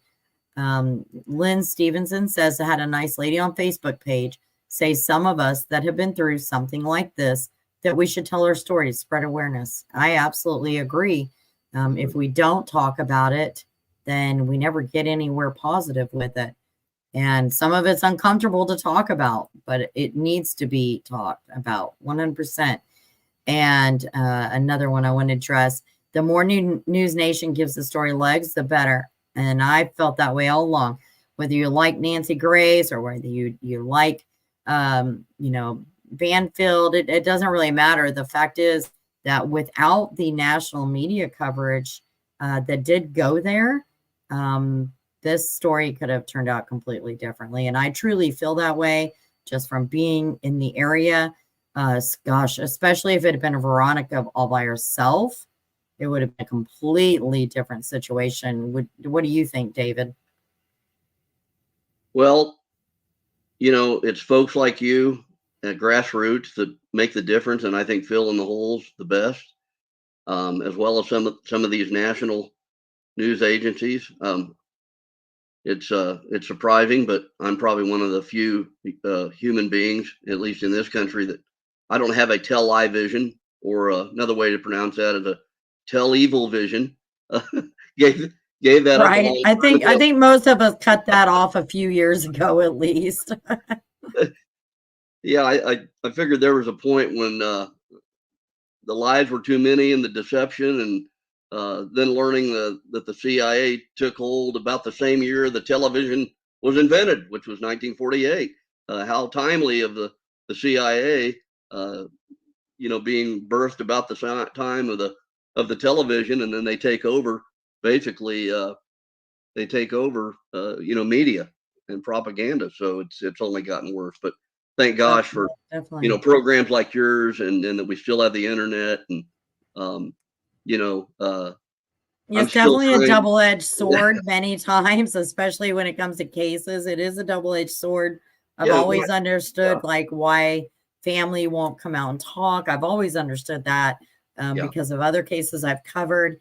Purely innocent family, man, there's just some people that will twist every word they've said, and they will 100% make you believe that those people are guilty. And gosh, I hate that for families and for innocent victims. And I definitely am one of them that even if I have really good idea, I'm not going to say it on a YouTube channel or a Facebook group or anything like that. The only thing I can say is I do still feel like there will be a couple more arrests. But again, I've also said I could be wrong in that. That's just my feelings. I don't have all the information that law enforcement has. But I think they've done an amazing job. In just 2 weeks' time, they were able to bring 4 in. And I think that was a very amazing job considering what they were up against, especially in attempting to arrest Tad Coleman.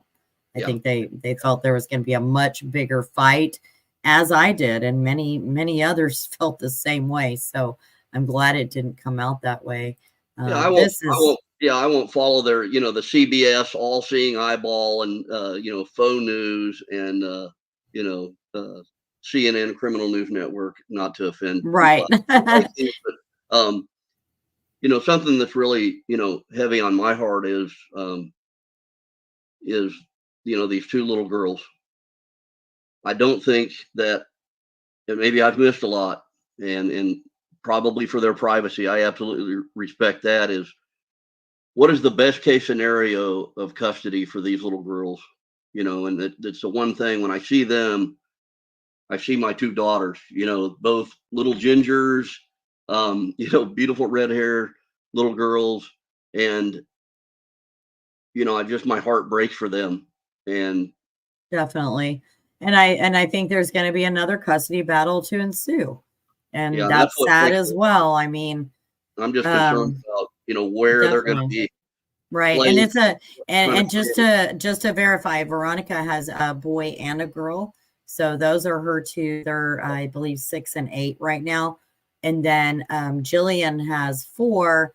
One has already graduated, but still definitely very close to her family.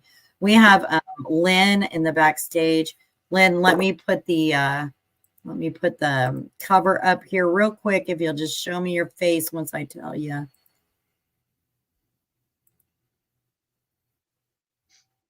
Give me just a second. Okay. All right. Lynn, can you just show me your face real quick, hon, so I can add you up here? Thank you. You can turn it off. Thank you. You can turn it off if you want. All right. So Lynn has joined us on panel. And let me go back to where we were. And I do appreciate every single one of you joining us. I know some of it's hard conversations to have, but they have to be had. And we get nowhere as a society if we just keep sweeping things under the rug. So let's lawyers at the first hearing. Almost done here. And so who's gonna be the lawyer come May 15th? That's gonna be really interesting because they've got the money. Yeah, and whether their defense is going to be he did it, she did it, she did it, he did it. That's always fascinating. Yes. Are they going to turn on each other? Yeah, that's such a good point. Right, yeah. right. That's usually what happens in these cases. So, so much to look at. Thank you, Brian. Such incredible work down there this week. I so appreciate it. Thank you so much, Brian Enton, doing the work for us tonight. Take Thanks, care. Ash. Thank you for watching. Go to newsnation.now.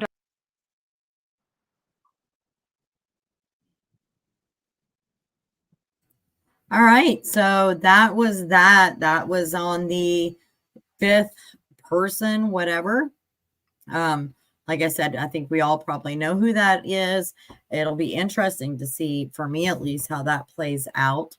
In Slinger, I couldn't agree more. Why can't people just get along, move on, and try to make a better life when divorce happens? And I'd even add, when anything happens. Like, I mean, if you can't get along, just, do your best. But when kids are involved, we have to do better. We just have to do better.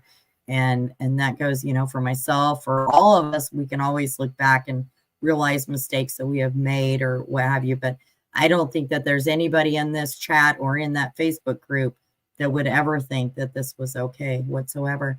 So anyway, hi, Lynn. Thank you for joining us. Thank you. Hi. Hi. What do you want to add to all of this? Okay, so I was the one that actually made the comment. I went by this is my married name, but I went by my maiden name on the group so that, they wouldn't know. But I was the one that made the comment that I actually was talking to someone on the Facebook page, and we had a really nice talk. We've been chatting back and forth about, she's like, maybe if everyone else would, they may be going through like a custody battle, domestic violence, that somehow if we told our stories, maybe, the courts would actually, do something to be like, hey, let's make some kind of law or some kind of thing that protects us victims. Yes, absolutely. And I know I had reached out to you prior, and I explained to you a little bit of my story about mine wasn't the reason why this case took a really bad turn for me was the fact that I am a victim of domestic violence. I've been in therapy. They kind of suppress, they had it compressed to where, I didn't think about it as much. And then when this all happened, it was just like things were coming up and hitting me really hard.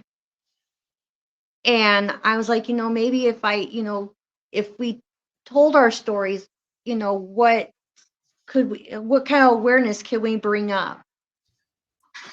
Well, I think many women don't share the stories, and it is not just women either. There are men that have had the same situation, sadly. But I think it's I don't know, my own feelings on that, or maybe we're embarrassed, maybe we're I don't know, why we don't speak out more and louder about this stuff. But it is happening, and I can bet almost everybody in this chat right now knows somebody who has gone through domestic violence or a custody battle or a very bitter divorce or a breakup or anything like that. And I think that the key is to talk about it. And then I'm the one that made that post that the laws, we have to somehow get laws changed where it's in every single state, that it needs to be in a public area that has cameras, brightly lit, agreed on by both parties. Yeah, I think that grandma is the one. Somebody made a comment about whether grandma had made the, I can't remember exactly what the comment was, but whether she is the one that had set up that area. And from what I have read, it does seem that she's the one that set that up. I didn't mean to interrupt you, Lynn. I just think what you have to say is super important. I know it. I had mine so suppressed that I didn't think about it and stuff. But after, being on your live and being in that chat room actually gave me strength to offer to tell you guys my story of what I've gone through and stuff. So your page, not only is the page positive, so is your lives.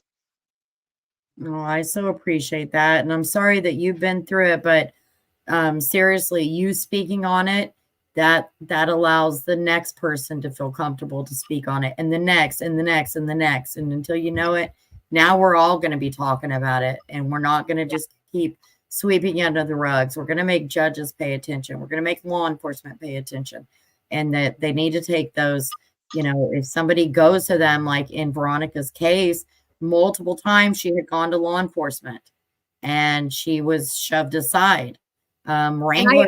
I think I seen that on the page that you did say that, and I go, Yeah. I feel strongly about that. I actually asked when I was going to North Carolina, and mine was just a domestic violence against my ex who literally beat me, and I was trying to testify, and his mom was, she had faked damaged property and have made false for them to have warrants, but they were all false warrants. And I actually got called off, and I was like, no, I don't. I'm like 3 hours from there. I didn't even go to her property. I didn't have a car. I didn't have a license. And then I miraculously I made it to the hearing, and they brought me through the back, making me feel like I was not only a victim, but I felt like a prisoner because I had to go through the back way into the courthouse. And they took me. You had to go through the back way, not the other person. You had to. And, that is where a lot of like the shame and things like that come into play. And it's not right. It's not fair. And as a society, we have to find a way to change that old school or whatever you want to call it. There's no reason why you should have had to go through a back door at all. None. I mean, I think my attorney thought it would be best because they're like, oh, my attorney was looking out for me. The other, like the North Carolina police, they could give a rat's. They didn't care. They were like, oh, we have other things to do. I'm like, I'm important. Somehow I'm important and stuff. I go, something has to change. And I left that courthouse to meet up with friends because I didn't feel safe. And I wasn't getting that police protection. I wasn't getting anything. And as I walked out of this courthouse right in front where they had like the security guard, my ex's mom was in her car and she jumped the curb and aimed right at me, and I jumped out of the way. If I had not jumped, she probably would have ran me over. And I was like, I looked around and I looked, and the security guard, I go, did you see that? And he goes, yeah. I go, so I went in and I go, I'm making phone calls, and I actually found someone to come get me in their vehicle. And we drove around so that we knew she wasn't going to follow. Right. I could not wait to get out of North Carolina. And the bad part of it, I lost my son for it because he held my son pretty much. He filed for custody. Of course, he was granted and stuff like that. And he only wanted my son because he thought I was going to be dumb enough to go back, and I didn't. I knew if I would have went back, I know I wouldn't have been here. Yeah, a lot of it is just control and power over the other parent, not necessarily that they have this great concern for the child. It's, especially in domestic abuse type situations, they just want control over, either the mom over the father or the mom. I'm not going to put it either way. Usually it happens more so with women against men, but not always. And just you speaking out on it is very, very brave. And I know, myself, I've been through the same type of situations. Many others have as well. And I think we just need to be able to have an open dialogue where, it's a place where people can just discuss it. And it is the way it is. Road Gypsy said, I feel she may have agreed because at the very least she could see the kids. It was something after having nothing for quite some time. I agree. I think Veronica would have done anything to see her kids. I do know she had been seeing them, though, up until 2 weeks prior. So she had seen them just a couple of weeks before. So they, it wasn't like she hadn't seen him since that prior July or November. That's just the court paperwork that didn't get sealed that people are seeing. But she did indeed, 2 weeks prior, she was able to see her children. But I also know that, Wrangler had gone to, the sheriff or local police, whichever it was, on at least 1 or 2 occasions. And he went to get his kids from his mom, and he had full custody. Tiffany would not give him that custody. And so the sheriff was called, and the sheriff basically, or local police department, I'm not sure which one it was, so don't quote me there, told them the kids are better off with Tiffany.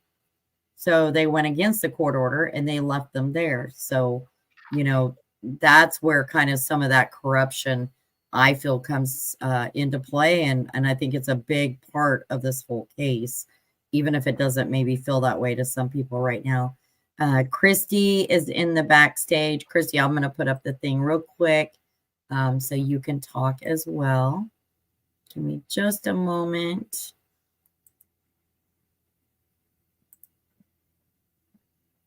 Hold on. Don't put your camera on.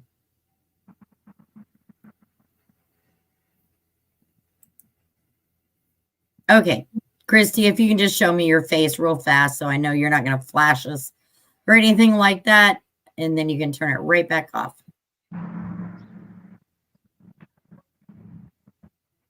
Okay, so she dropped back down. All right. Okay, you can continue on, Lynn. Sorry about that. Oh no, like I think said, people get nervous when you say show me your face. It's not like I'm trying to take screenshots of your face. No, but you don't wanna know who you're YouTube is talking definitely known for having trolls that'll come along, and they will definitely flash your entire chat and things like that. And we do not want any of that nonsense over here. So that's the only reason I asked for that. But yeah, definitely continue on. But like I said, I went through all that, and it's like, oh, how did I survive all this? And for, because I kept telling myself every time I would listen to your live or the news and stuff, I'm like, how am I here and she's not?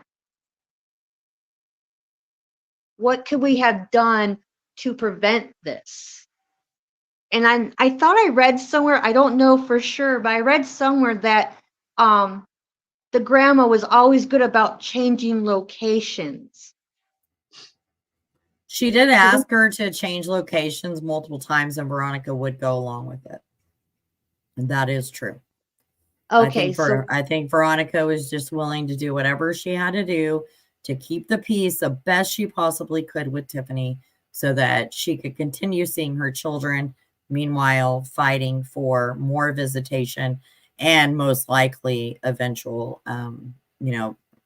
full custody of the kids. So, yeah.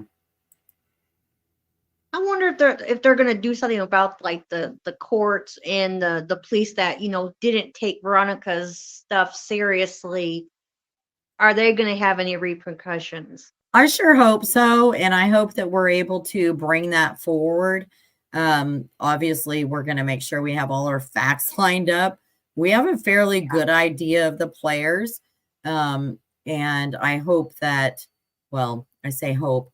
I have no doubt that the FBI and OSBI also has the same information. Now, are they looking at that kind of angle? That I don't know. But they will be soon if they're not already, because we are going to talk about it. We are going to talk about the corruption. And, if those people that were corrupt don't like that, well, then don't be corrupt. It's that simple. A lot of people could have helped in this situation, and they turned their heads. And I'm not talking the average citizen. I'm talking people in law enforcement or judges, what have you. And another thing that really upsets me, I understand why the female judge, I understand why she's had 24/7 protection since this happened. But why was Veronica given protection? Why was Wrangler's grandmother never given that kind of protection? All of these other people that had X's on their backs, and some still do, they haven't gotten any protection. And I don't understand. It's a shame that, that happened. It's like, you think about it and you're like, well, what happens if she was able to get a police escort? And then some lady goes, well, you would have probably had the same outcome. I go, probably, but if an officer was at least there, the outcome probably wouldn't have been, the deaths. Exactly. Yeah. So there might have Exactly. been, there might have been shots or whatever, but it would have prevented deaths. Jillian and Veronica both would have been here. Well, I know that Tiffany absolutely did not see Jillian as a fair party. So Tiffany chose her one person. That's the Bruin lady. Veronica was able to choose. Well, Veronica originally had chosen some people, and Tiffany didn't like that. She said those are just like friends, buddies, whatever, of hers. And so she made them change them. So then Veronica changed, and she has, the three that were Tiffany approved of and the court approved of to supervise. And that weekend, Tiffany did indeed call the normal supervisor, Brune, Cheryl, and said that her services were not going to be needed for the next couple of weeks.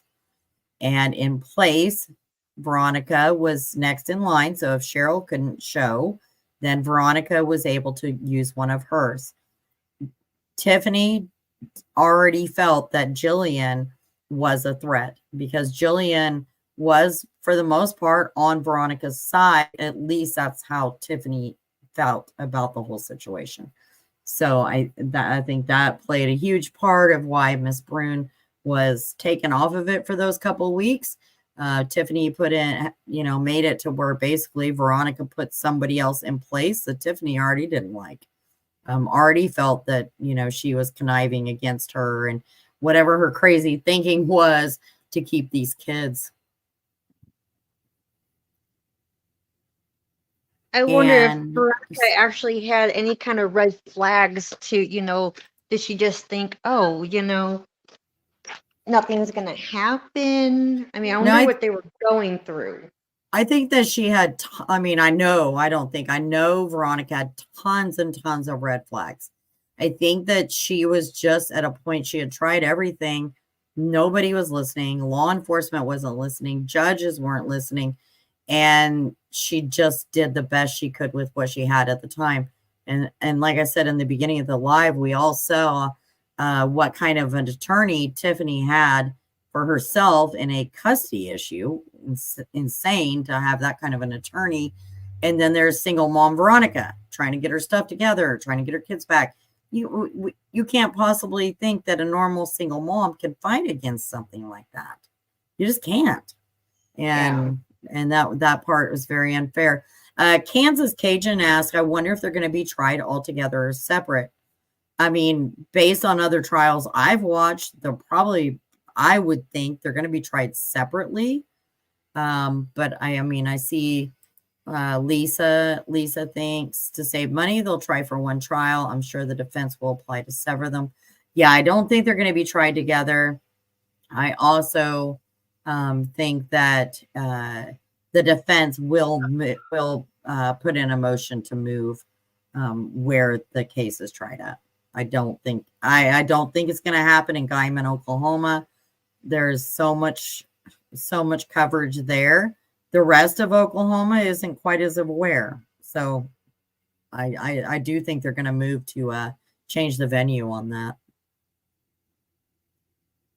Yeah, because if they have juries, half those people on the juries, they're gonna. Right. Yeah. They're gonna be like, try finding somebody in that area that hasn't heard of the case and hasn't already formed an opinion. That's going to be very, very difficult, I think. I had people in Illinois. They're like, hey, have you heard about this? I'm like, yeah.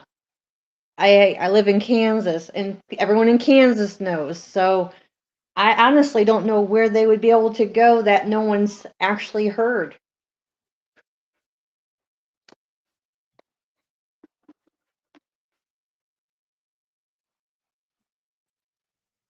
David, you're quiet. What's your thoughts on all of that?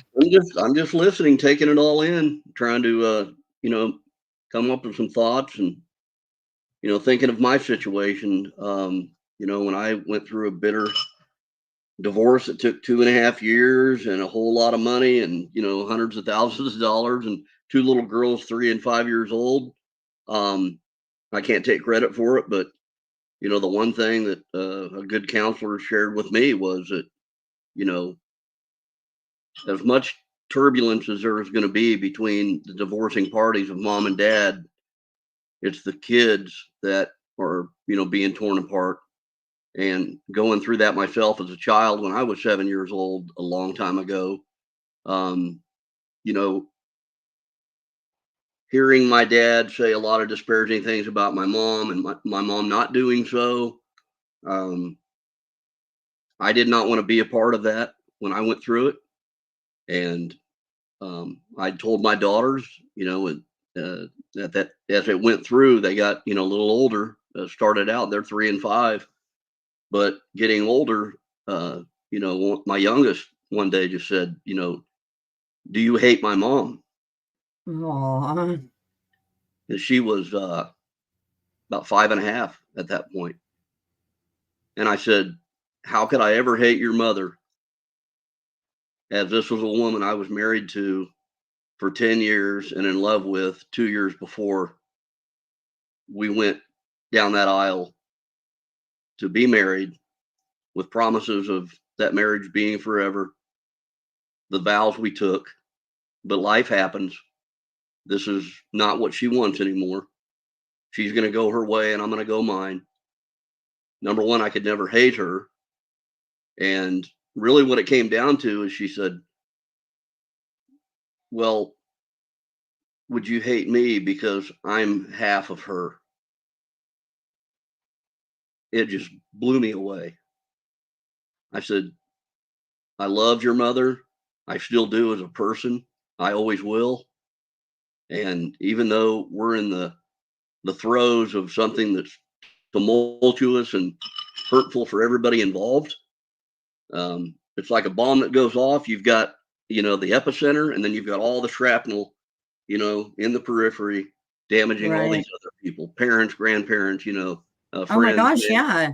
And people like don't like in that situation, they don't think of all those other people it affects: the grandparents, the aunts, the uncles, the cousins, the entire family, people that you've all gone to church with together. It really affects so many others than just at what's at surface level. And this very well could be a whole nother topic and a conversation, full on conversation. Because there's a lot to it. I think of these scenarios and I just wonder, just think through that.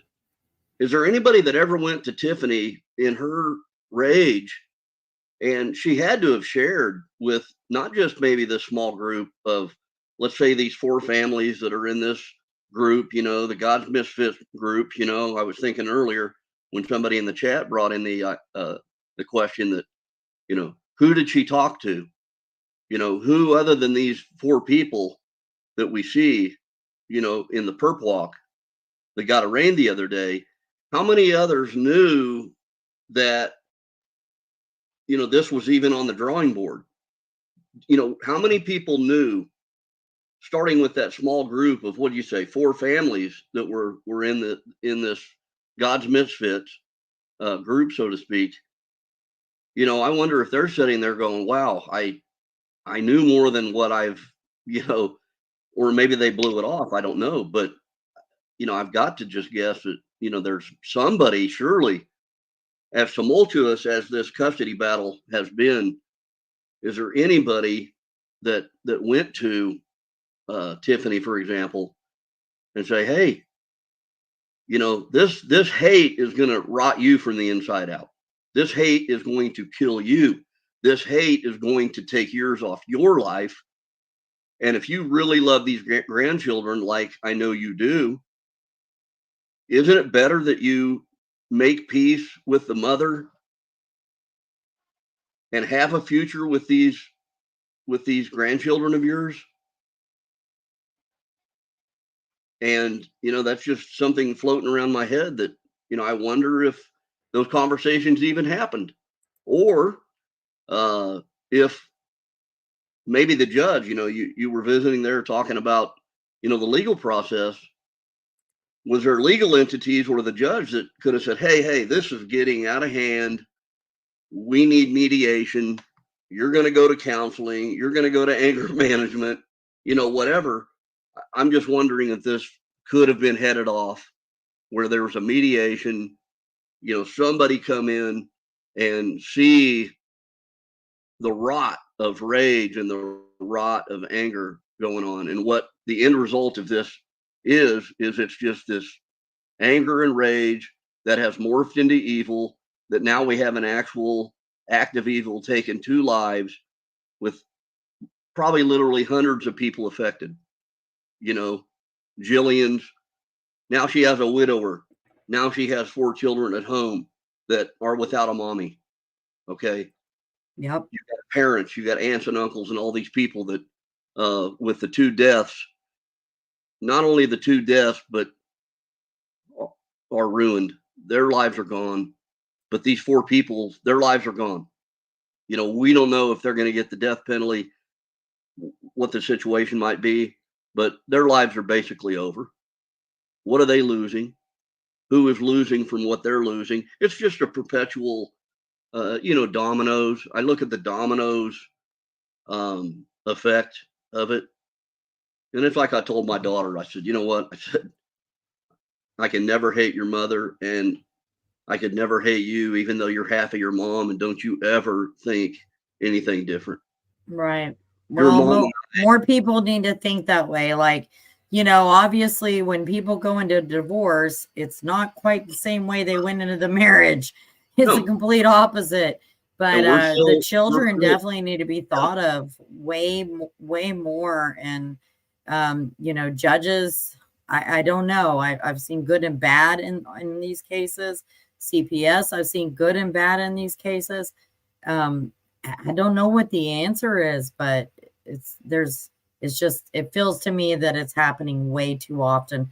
And probably because I cover true crime all the time. So I probably see it way more than, what maybe some of you do, but it does happen so often, and there's got to be some kind of solution. And I wanted to add, somebody said, I don't remember what was said, but I pulled this up about other people not knowing. How would they not have known? Well, we have the Cooks, and I have kept their name out of all of this since day one. In fact, when I started the Facebook group, anytime somebody would mention the butcher, I shot it down and I removed them. I banned many people for even bringing their name up until we got to researching. Tara and I did, and realized that they had also denounced through United States citizenship at the same time that Paul Grice had.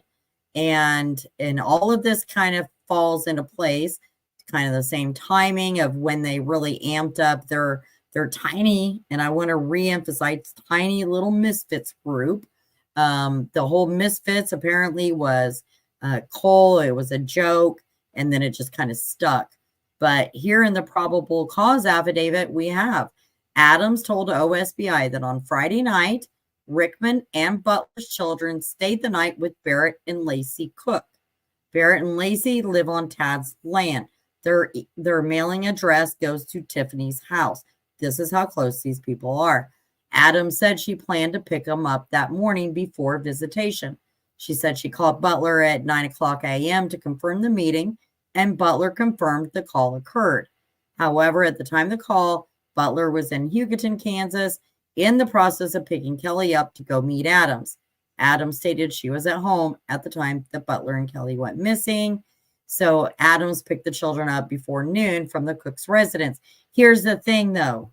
There was an entire birthday party that was planned by Tiffany. I have pictures of the cake and the cupcakes and all of this. So you tell me that the Cooks and Paul Grice didn't know about this birthday party that Tiffany was planning? How was she planning a birthday party with these children for the daughter? It was her birthday.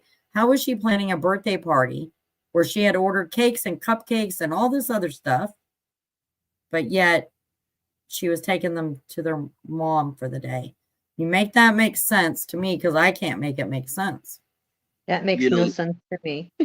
well, it probably does to the criminal mind that she wanted to weave that in there to say, oh, well, that's part of my alibi. Hey, I organized this birthday party, and why would I do that and then kill her? I mean, it just doesn't make sense. And it's like looking in the chat, Noni lady, I think I got, it says, I think this was a power game for grandma. Yeah, grandma's reign of power is officially over. We all know that. Yep, right? sure It's is. over. She's never So, going to see the light of day again. No matter what, she will no, and she'll not see never the have light the of love, day. and she'll never have the love of her grandchildren. Once they get old enough to know what she's done, number one, depending on how this legal machine is going to run and how far down the road it goes, she may be gone before they would ever get of age where they're going to comprehend what she's done. So it's tragic. It's sad. I just, along that, like I was saying earlier about the courts, I think the courts are so overwhelmed, and if they're not overwhelmed, they're jaded by the volume of these cases going through the system. Yep, that's absolutely true. My own family has our own personal experience with something quite somewhat similar. Not like to this extent where, mom was going to do anything, but, my son did have to get his daughter out of a really bad situation where we had to drive, 18 hours to get there. And mom was supposed to bring daughter to court that day, and she didn't. And my son got full custody at that point, but we had to wait till the next morning to pick up granddaughter. At this point, she was only about 3. And I remember thinking all night, and don't take this out of context, I'm just saying how I felt. If that bee does not have her with her in the morning, all hell will break loose. I will track her down all across the country. So I can kind of get that grandparent kind of feeling. My grandchild had been through quite a bit. In that case, I don't understand why they couldn't have told the mother right then and there, we're going to sit here and wait, and you're going to produce her to the court. All right. And then the father is taking custody. There were very valid reasons for that to happen, but it didn't happen. And she very well could have taken off with her overnight by the next morning. And then again, we'd have another, a horrible situation. So some of those things definitely have to change. It's just a mess. And I think the courts, like you said, they're overrun. CPS is overrun. We have too much BS that doesn't really need to be dealt with. And then we have a whole lot of BS that does need to be dealt with. Right. Yeah. I mean, if you think about it, it doesn't matter if it's, small town USA or big city metropolis, the cases flooding the courts. That's why I say that I think the people in the system, only being human, are overwhelmed, and they're jaded, and they see so much of, the tumultuous things that are tied into these cases, but you don't have an outcome like this, right? I mean, what are the odds? What are the statistical odds? What are the statistical odds that something like that, what has happened with these dynamics, right? And the number of people involved, what are the statistical odds that something like this would happen? Yeah. And, I don't mean to, in any way, take away from the severity and, the depth of evil that has been perpetrated here. And being in a fallen world and where we're at and what we as a human race have to deal with, we don't see these things.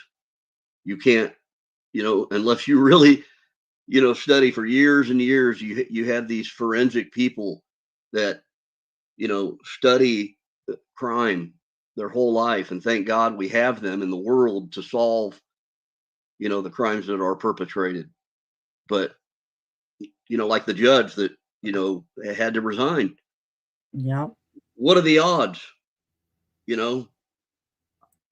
What are the odds that he would be friends with somebody and even have personal contact in the throes of this being committed, even after it's committed? I mean, he was there when he was raided. Exactly. Good point, Kari. So, and this is, you don't become a judge. Normally, judges are not idiots, and they're very discerning, and they imagine how many people that judge has sit and presided over and heard. Imagine what he's heard as a judge, how much BS he's heard, right? My former father-in-law was a judge, a huge, well-known in a major city, Kansas City, senior partner with a major law firm, professor of law, a judge, corporate attorney. He's heard it all, and we've had a lot of those discussions about, things he had seen over years, and how to read people and what they're saying and what they really mean are two different things, and discerning that stuff. But this judge here, you can't be an idiot for the most part and be a judge in any capacity. So he was fooled.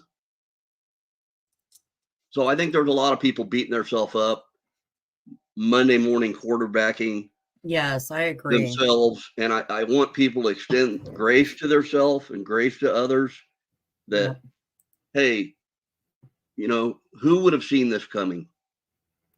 And I hope people don't beat themselves up too much, because I know that's probably easy to do, especially people in that community, and look at the impact on that community and the shame a lot of people are feeling. And, those are some of the best people you could ever come across in small communities. People are people. Yeah, And they truly are. And I can tell everybody here, I mean, these people that know them very, very well, these people that, were friends, or they are struggling really hard with coming to grips with people they thought were good people. And I'm not saying just their friends, because when I went out there, I was told by everybody Cole and Cora were really good people. I don't think there was one person that said anything bad about them. So the whole community that have known these people for their whole lives, have worked with them, have worked beside them, they're really having a hard time coming to grips with this. And I want us to keep all of them in mind too. It's so affected so many people. And I can't even imagine thinking like, our friend down the road, that we talk with often, all of a sudden to see something like this come out in the news, I would be absolutely floored. I would never, and then I'm sure that at a certain point, then you go, well, shit, in hindsight, maybe there was that red flag, but that's not, I'm a trusting person until you give me a reason not to. And I really think that it's just, I think Road Gypsy said it best. It's such a shock that's rippling through the entire community. And my heart absolutely breaks for them. That's why Tara and I have tried to cover this the way we are covering it, is to be very truthful, honest, and factual, but also there's a bigger picture to all of this. And that bigger picture, we can't do anything about Veronica and Jilian now other than make sure they get justice. And I have no doubt that they will, but there is a bigger, there's a bigger issue at hand, and there's more that we need to talk about and talk freely. And I think that the community hopefully will feel comfortable eventually being able to do that with a lot of us. And I think these people involved, just, if you were to rewind the clock and, ask them, hey, could you ever see yourself perpetrating something like this? They could never in their wildest dreams do that. But something flipped, something clicked, something happened. There were things that happened in their mind, their spirit, whatever, things we can't most of us can't understand as to why they would step by step go forward to perpetrate something like this. And almost in a fog, like the old saying, the fog of war, an idea is hatched, an evil plan is made, people are invited to participate. For some reason, they are not discerning enough to catch themselves and realize what they're becoming a part of. And the trap is set and they're involved and there's no backing out, and they don't. Right. Yeah. So it's like me when I was telling you earlier, I was literally kneecap to kneecap with a serial killer, very famous, and I'm visiting with him and he's going to play racquetball with my roommate and we're in college, Right. we're in our 20s, and he did what? He killed how many girls? I'm like, wow. It's Yeah, that would horrible. be, I can't even imagine. I can't imagine trying to go through that or process those emotions or. And I logged probably a half a dozen encounters that might total 3 or 4 hours with the guy. And when I would be down in Aggieville, the bar district at, Kansas State University, and he comes in, he walks right over because he knows us and buy him a beer. And then you're socializing with a serial killer. And then you find out years later and go, no way. Yeah. And insane. How are and we people are right. Like people like us, we can't possibly understand the why. And so that's why we do have these kind of discussions. That's why there's so much,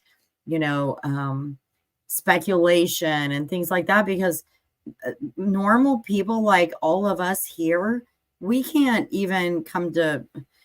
grasp how somebody would be led, not just one person, 4 at least people would be led to do something like this.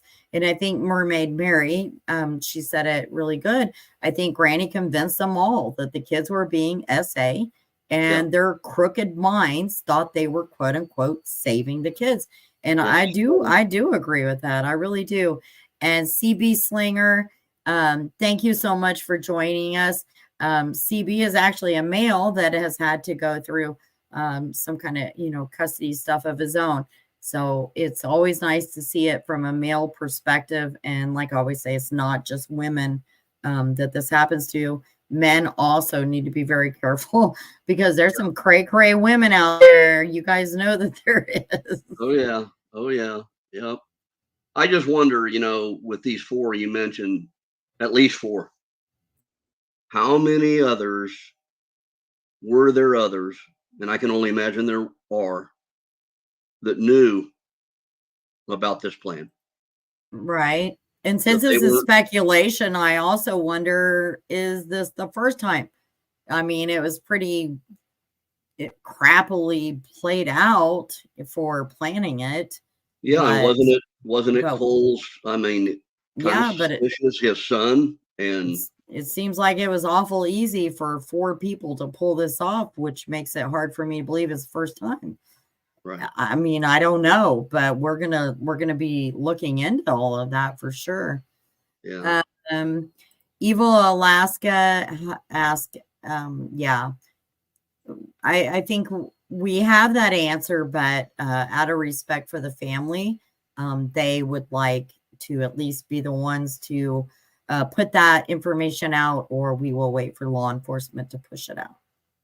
Yeah, I just want to say, and hope everybody, those of you out there that are praying people, pray for the families, pray for the children, the community, all the friends and family and everybody affected by this, the whole community.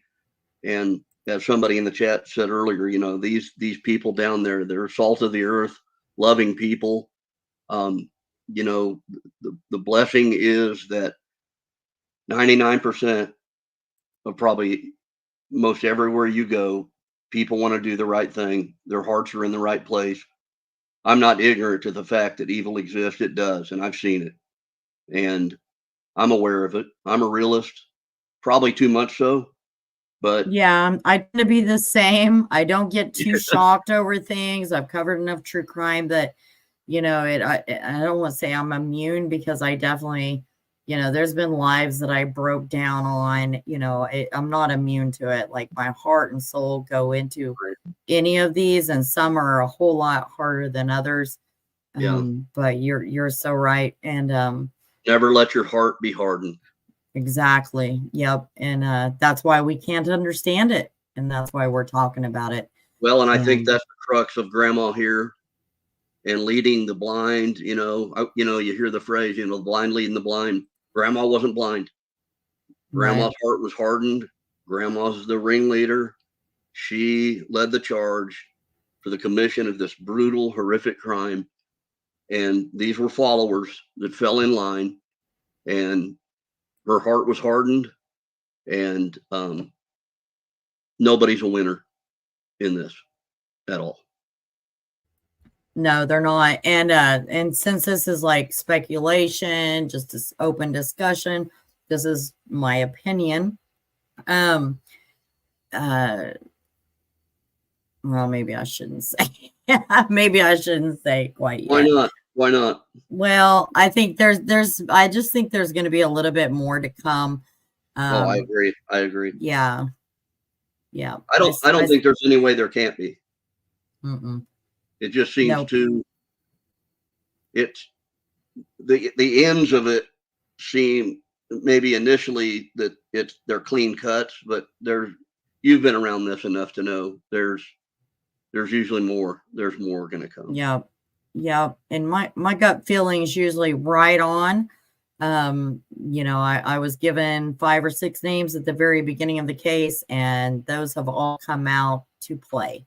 The only one that didn't was Paul Grice. I will say that was a name that was never mentioned to me.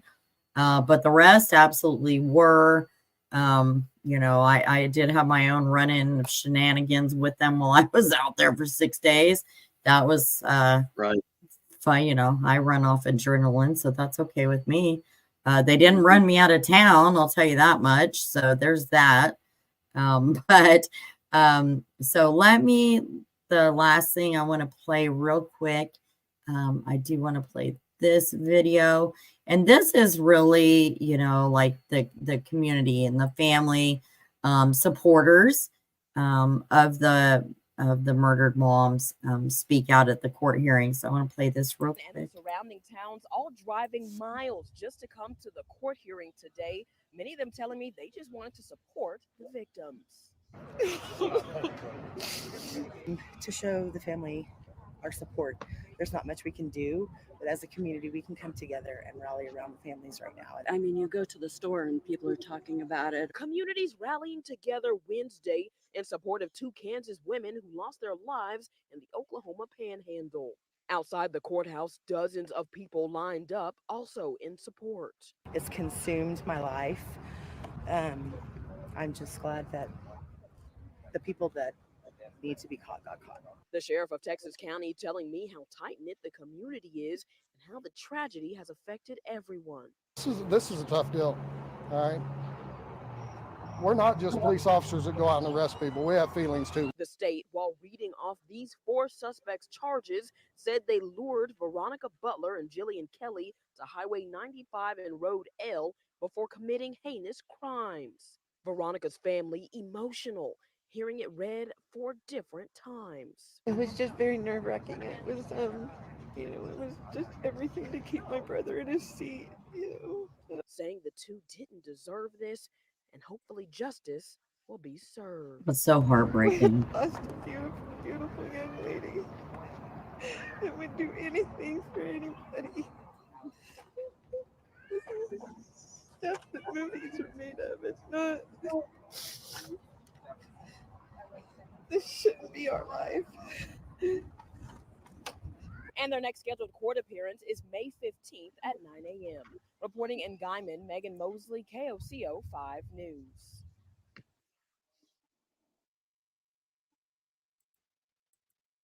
So that gives you a little bit of a feeling of how the community as a whole is feeling. That's the same thing I'm getting in my phone calls and my inbox and things like that. And again, I just want to say that our hearts absolutely go out to the families, their friends, their communities.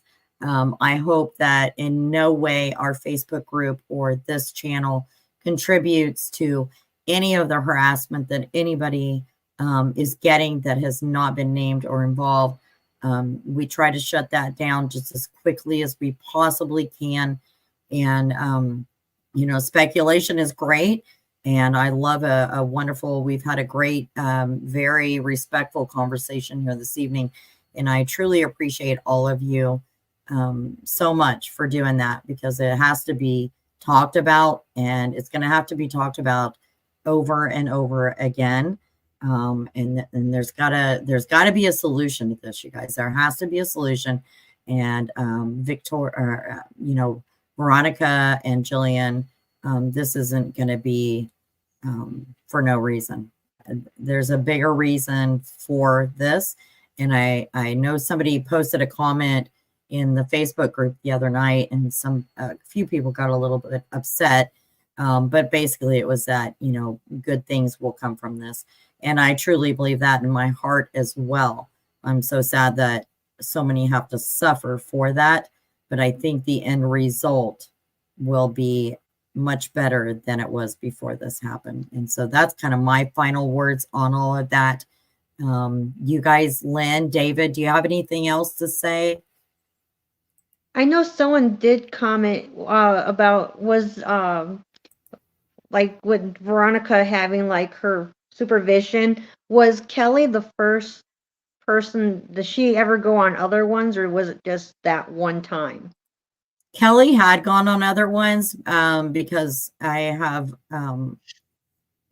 Kelly had gone on other ones. That's how I know that Tiffany, she did not feel that Jilian was a neutral party. Okay. She was basically protecting Veronica, and that goes months back. So yeah, Tiffany did not like Jilian whatsoever. She thought she was not a neutral party. And there was a couple of times she disallowed both Veronica and Wrangler to see the children, because she did not think that Jilian was a neutral party. Although she didn't have that kind of control, she definitely wielded that control. I know people were asking, do we think that Wrangler had anything to do with this? Like, I absolutely do not think that, not one bit. I don't think Wrangler is an angel or saint by any stretch of the imagination. The kid has his I call him a kid, but I'm old enough to call him a kid. He definitely has his own set of problems, his own set of legal issues. He's had drug and alcohol problems. It seems like if he drinks or whatever, he can definitely go to more towards that violent state. But on the flip side of that, I'm a human being, and I always try to see both sides, and I can see I can see how he got to where he's at. It doesn't excuse his behavior, but I can see how he got to where he's at. I just pray that his 6 months in rehab completely changes him and makes him a much better man. Because he has 3 children. He's got these 2 with Veronica. He also has another one that he gave up rights to. So I pray that at some point Wrangler gets it all together, because these children need they need somebody. And of course, Veronica's family loves them, and Wrangler's family, I know that they love the children as well. But I pray that he gets I pray he gets his shit together. I really do. But I don't think he was involved. I think his mom threatened him multiple times. Either way you look at it, it's a sad deal. Yeah, Granny being the control freak that she appears to be, she probably left him completely in the dark. That he would have been, if anything, a hindrance to her plan to pull this off. That's my opinion. Oh, 100%. 100%. And, in that, supposedly, I mean, Wrangler called the law enforcement multiple times himself. And I do have proof of all that. I'm never going to share that kind of proof. like I always say, you can choose to believe me or not believe me, but I'm never going to give away a source that comes to me in confidence because people. Kari, please use the word poop. Sometimes I can't use the right words. Sometimes I'm just like shit, f, whatever. But so I just, I do think Wrangler tried very hard as well, but he was up against the same battle that Veronica was. His mom was paying for his attorney. So Wrangler now has everybody's kind of seeing how much he owes that fancy high price attorney. My understanding is Grandma was paying for the attorney all along. She had a reason to do that. When Wrangler wouldn't cooperate with Grandma anymore, she stopped paying the attorney. So now Wrangler owes what was that? It's hundreds of thousands. I don't know. It's a lot of money, whole lot of money for an attorney. And then right before he got his last charges, he found out that basically the attorney had fired him. So there's just a whole lot to all of this, so anyway, I hope that this provided kind of a place for everybody to hopefully talk about it. And maybe as time goes on, more will flow freely. I truly appreciate both you, David and Lynn, for, having the strength to come up on a panel, the courage. Yeah. Cause let me tell you, I'm not a live streamer. I never was a live streamer. I've never once gone on a panel. I've been asked multiple times, and every time I have an anxiety attack and I just shrink back into the bushes and I just sit and watch. So let the fur fly, huh? Yeah, the only lives I ever really did was covering court cases for the most part, until this. And creating a video takes a lot of time, first of all. And that's usually what I do. But some of this information needs to be talked about, like in a live chat, like we're doing right now, not just me creating a video and people leaving comments, because then it's kind of hard to get feedback. So I really appreciate both of you for coming up here and being brave enough to do so and telling your stories and talking about it. And of course, we appreciate everybody in chat and everybody that hung with us. Our mods are amazing. But really, the people in chat were amazing tonight as well. So thank you so much. They always are. Yeah, they really are.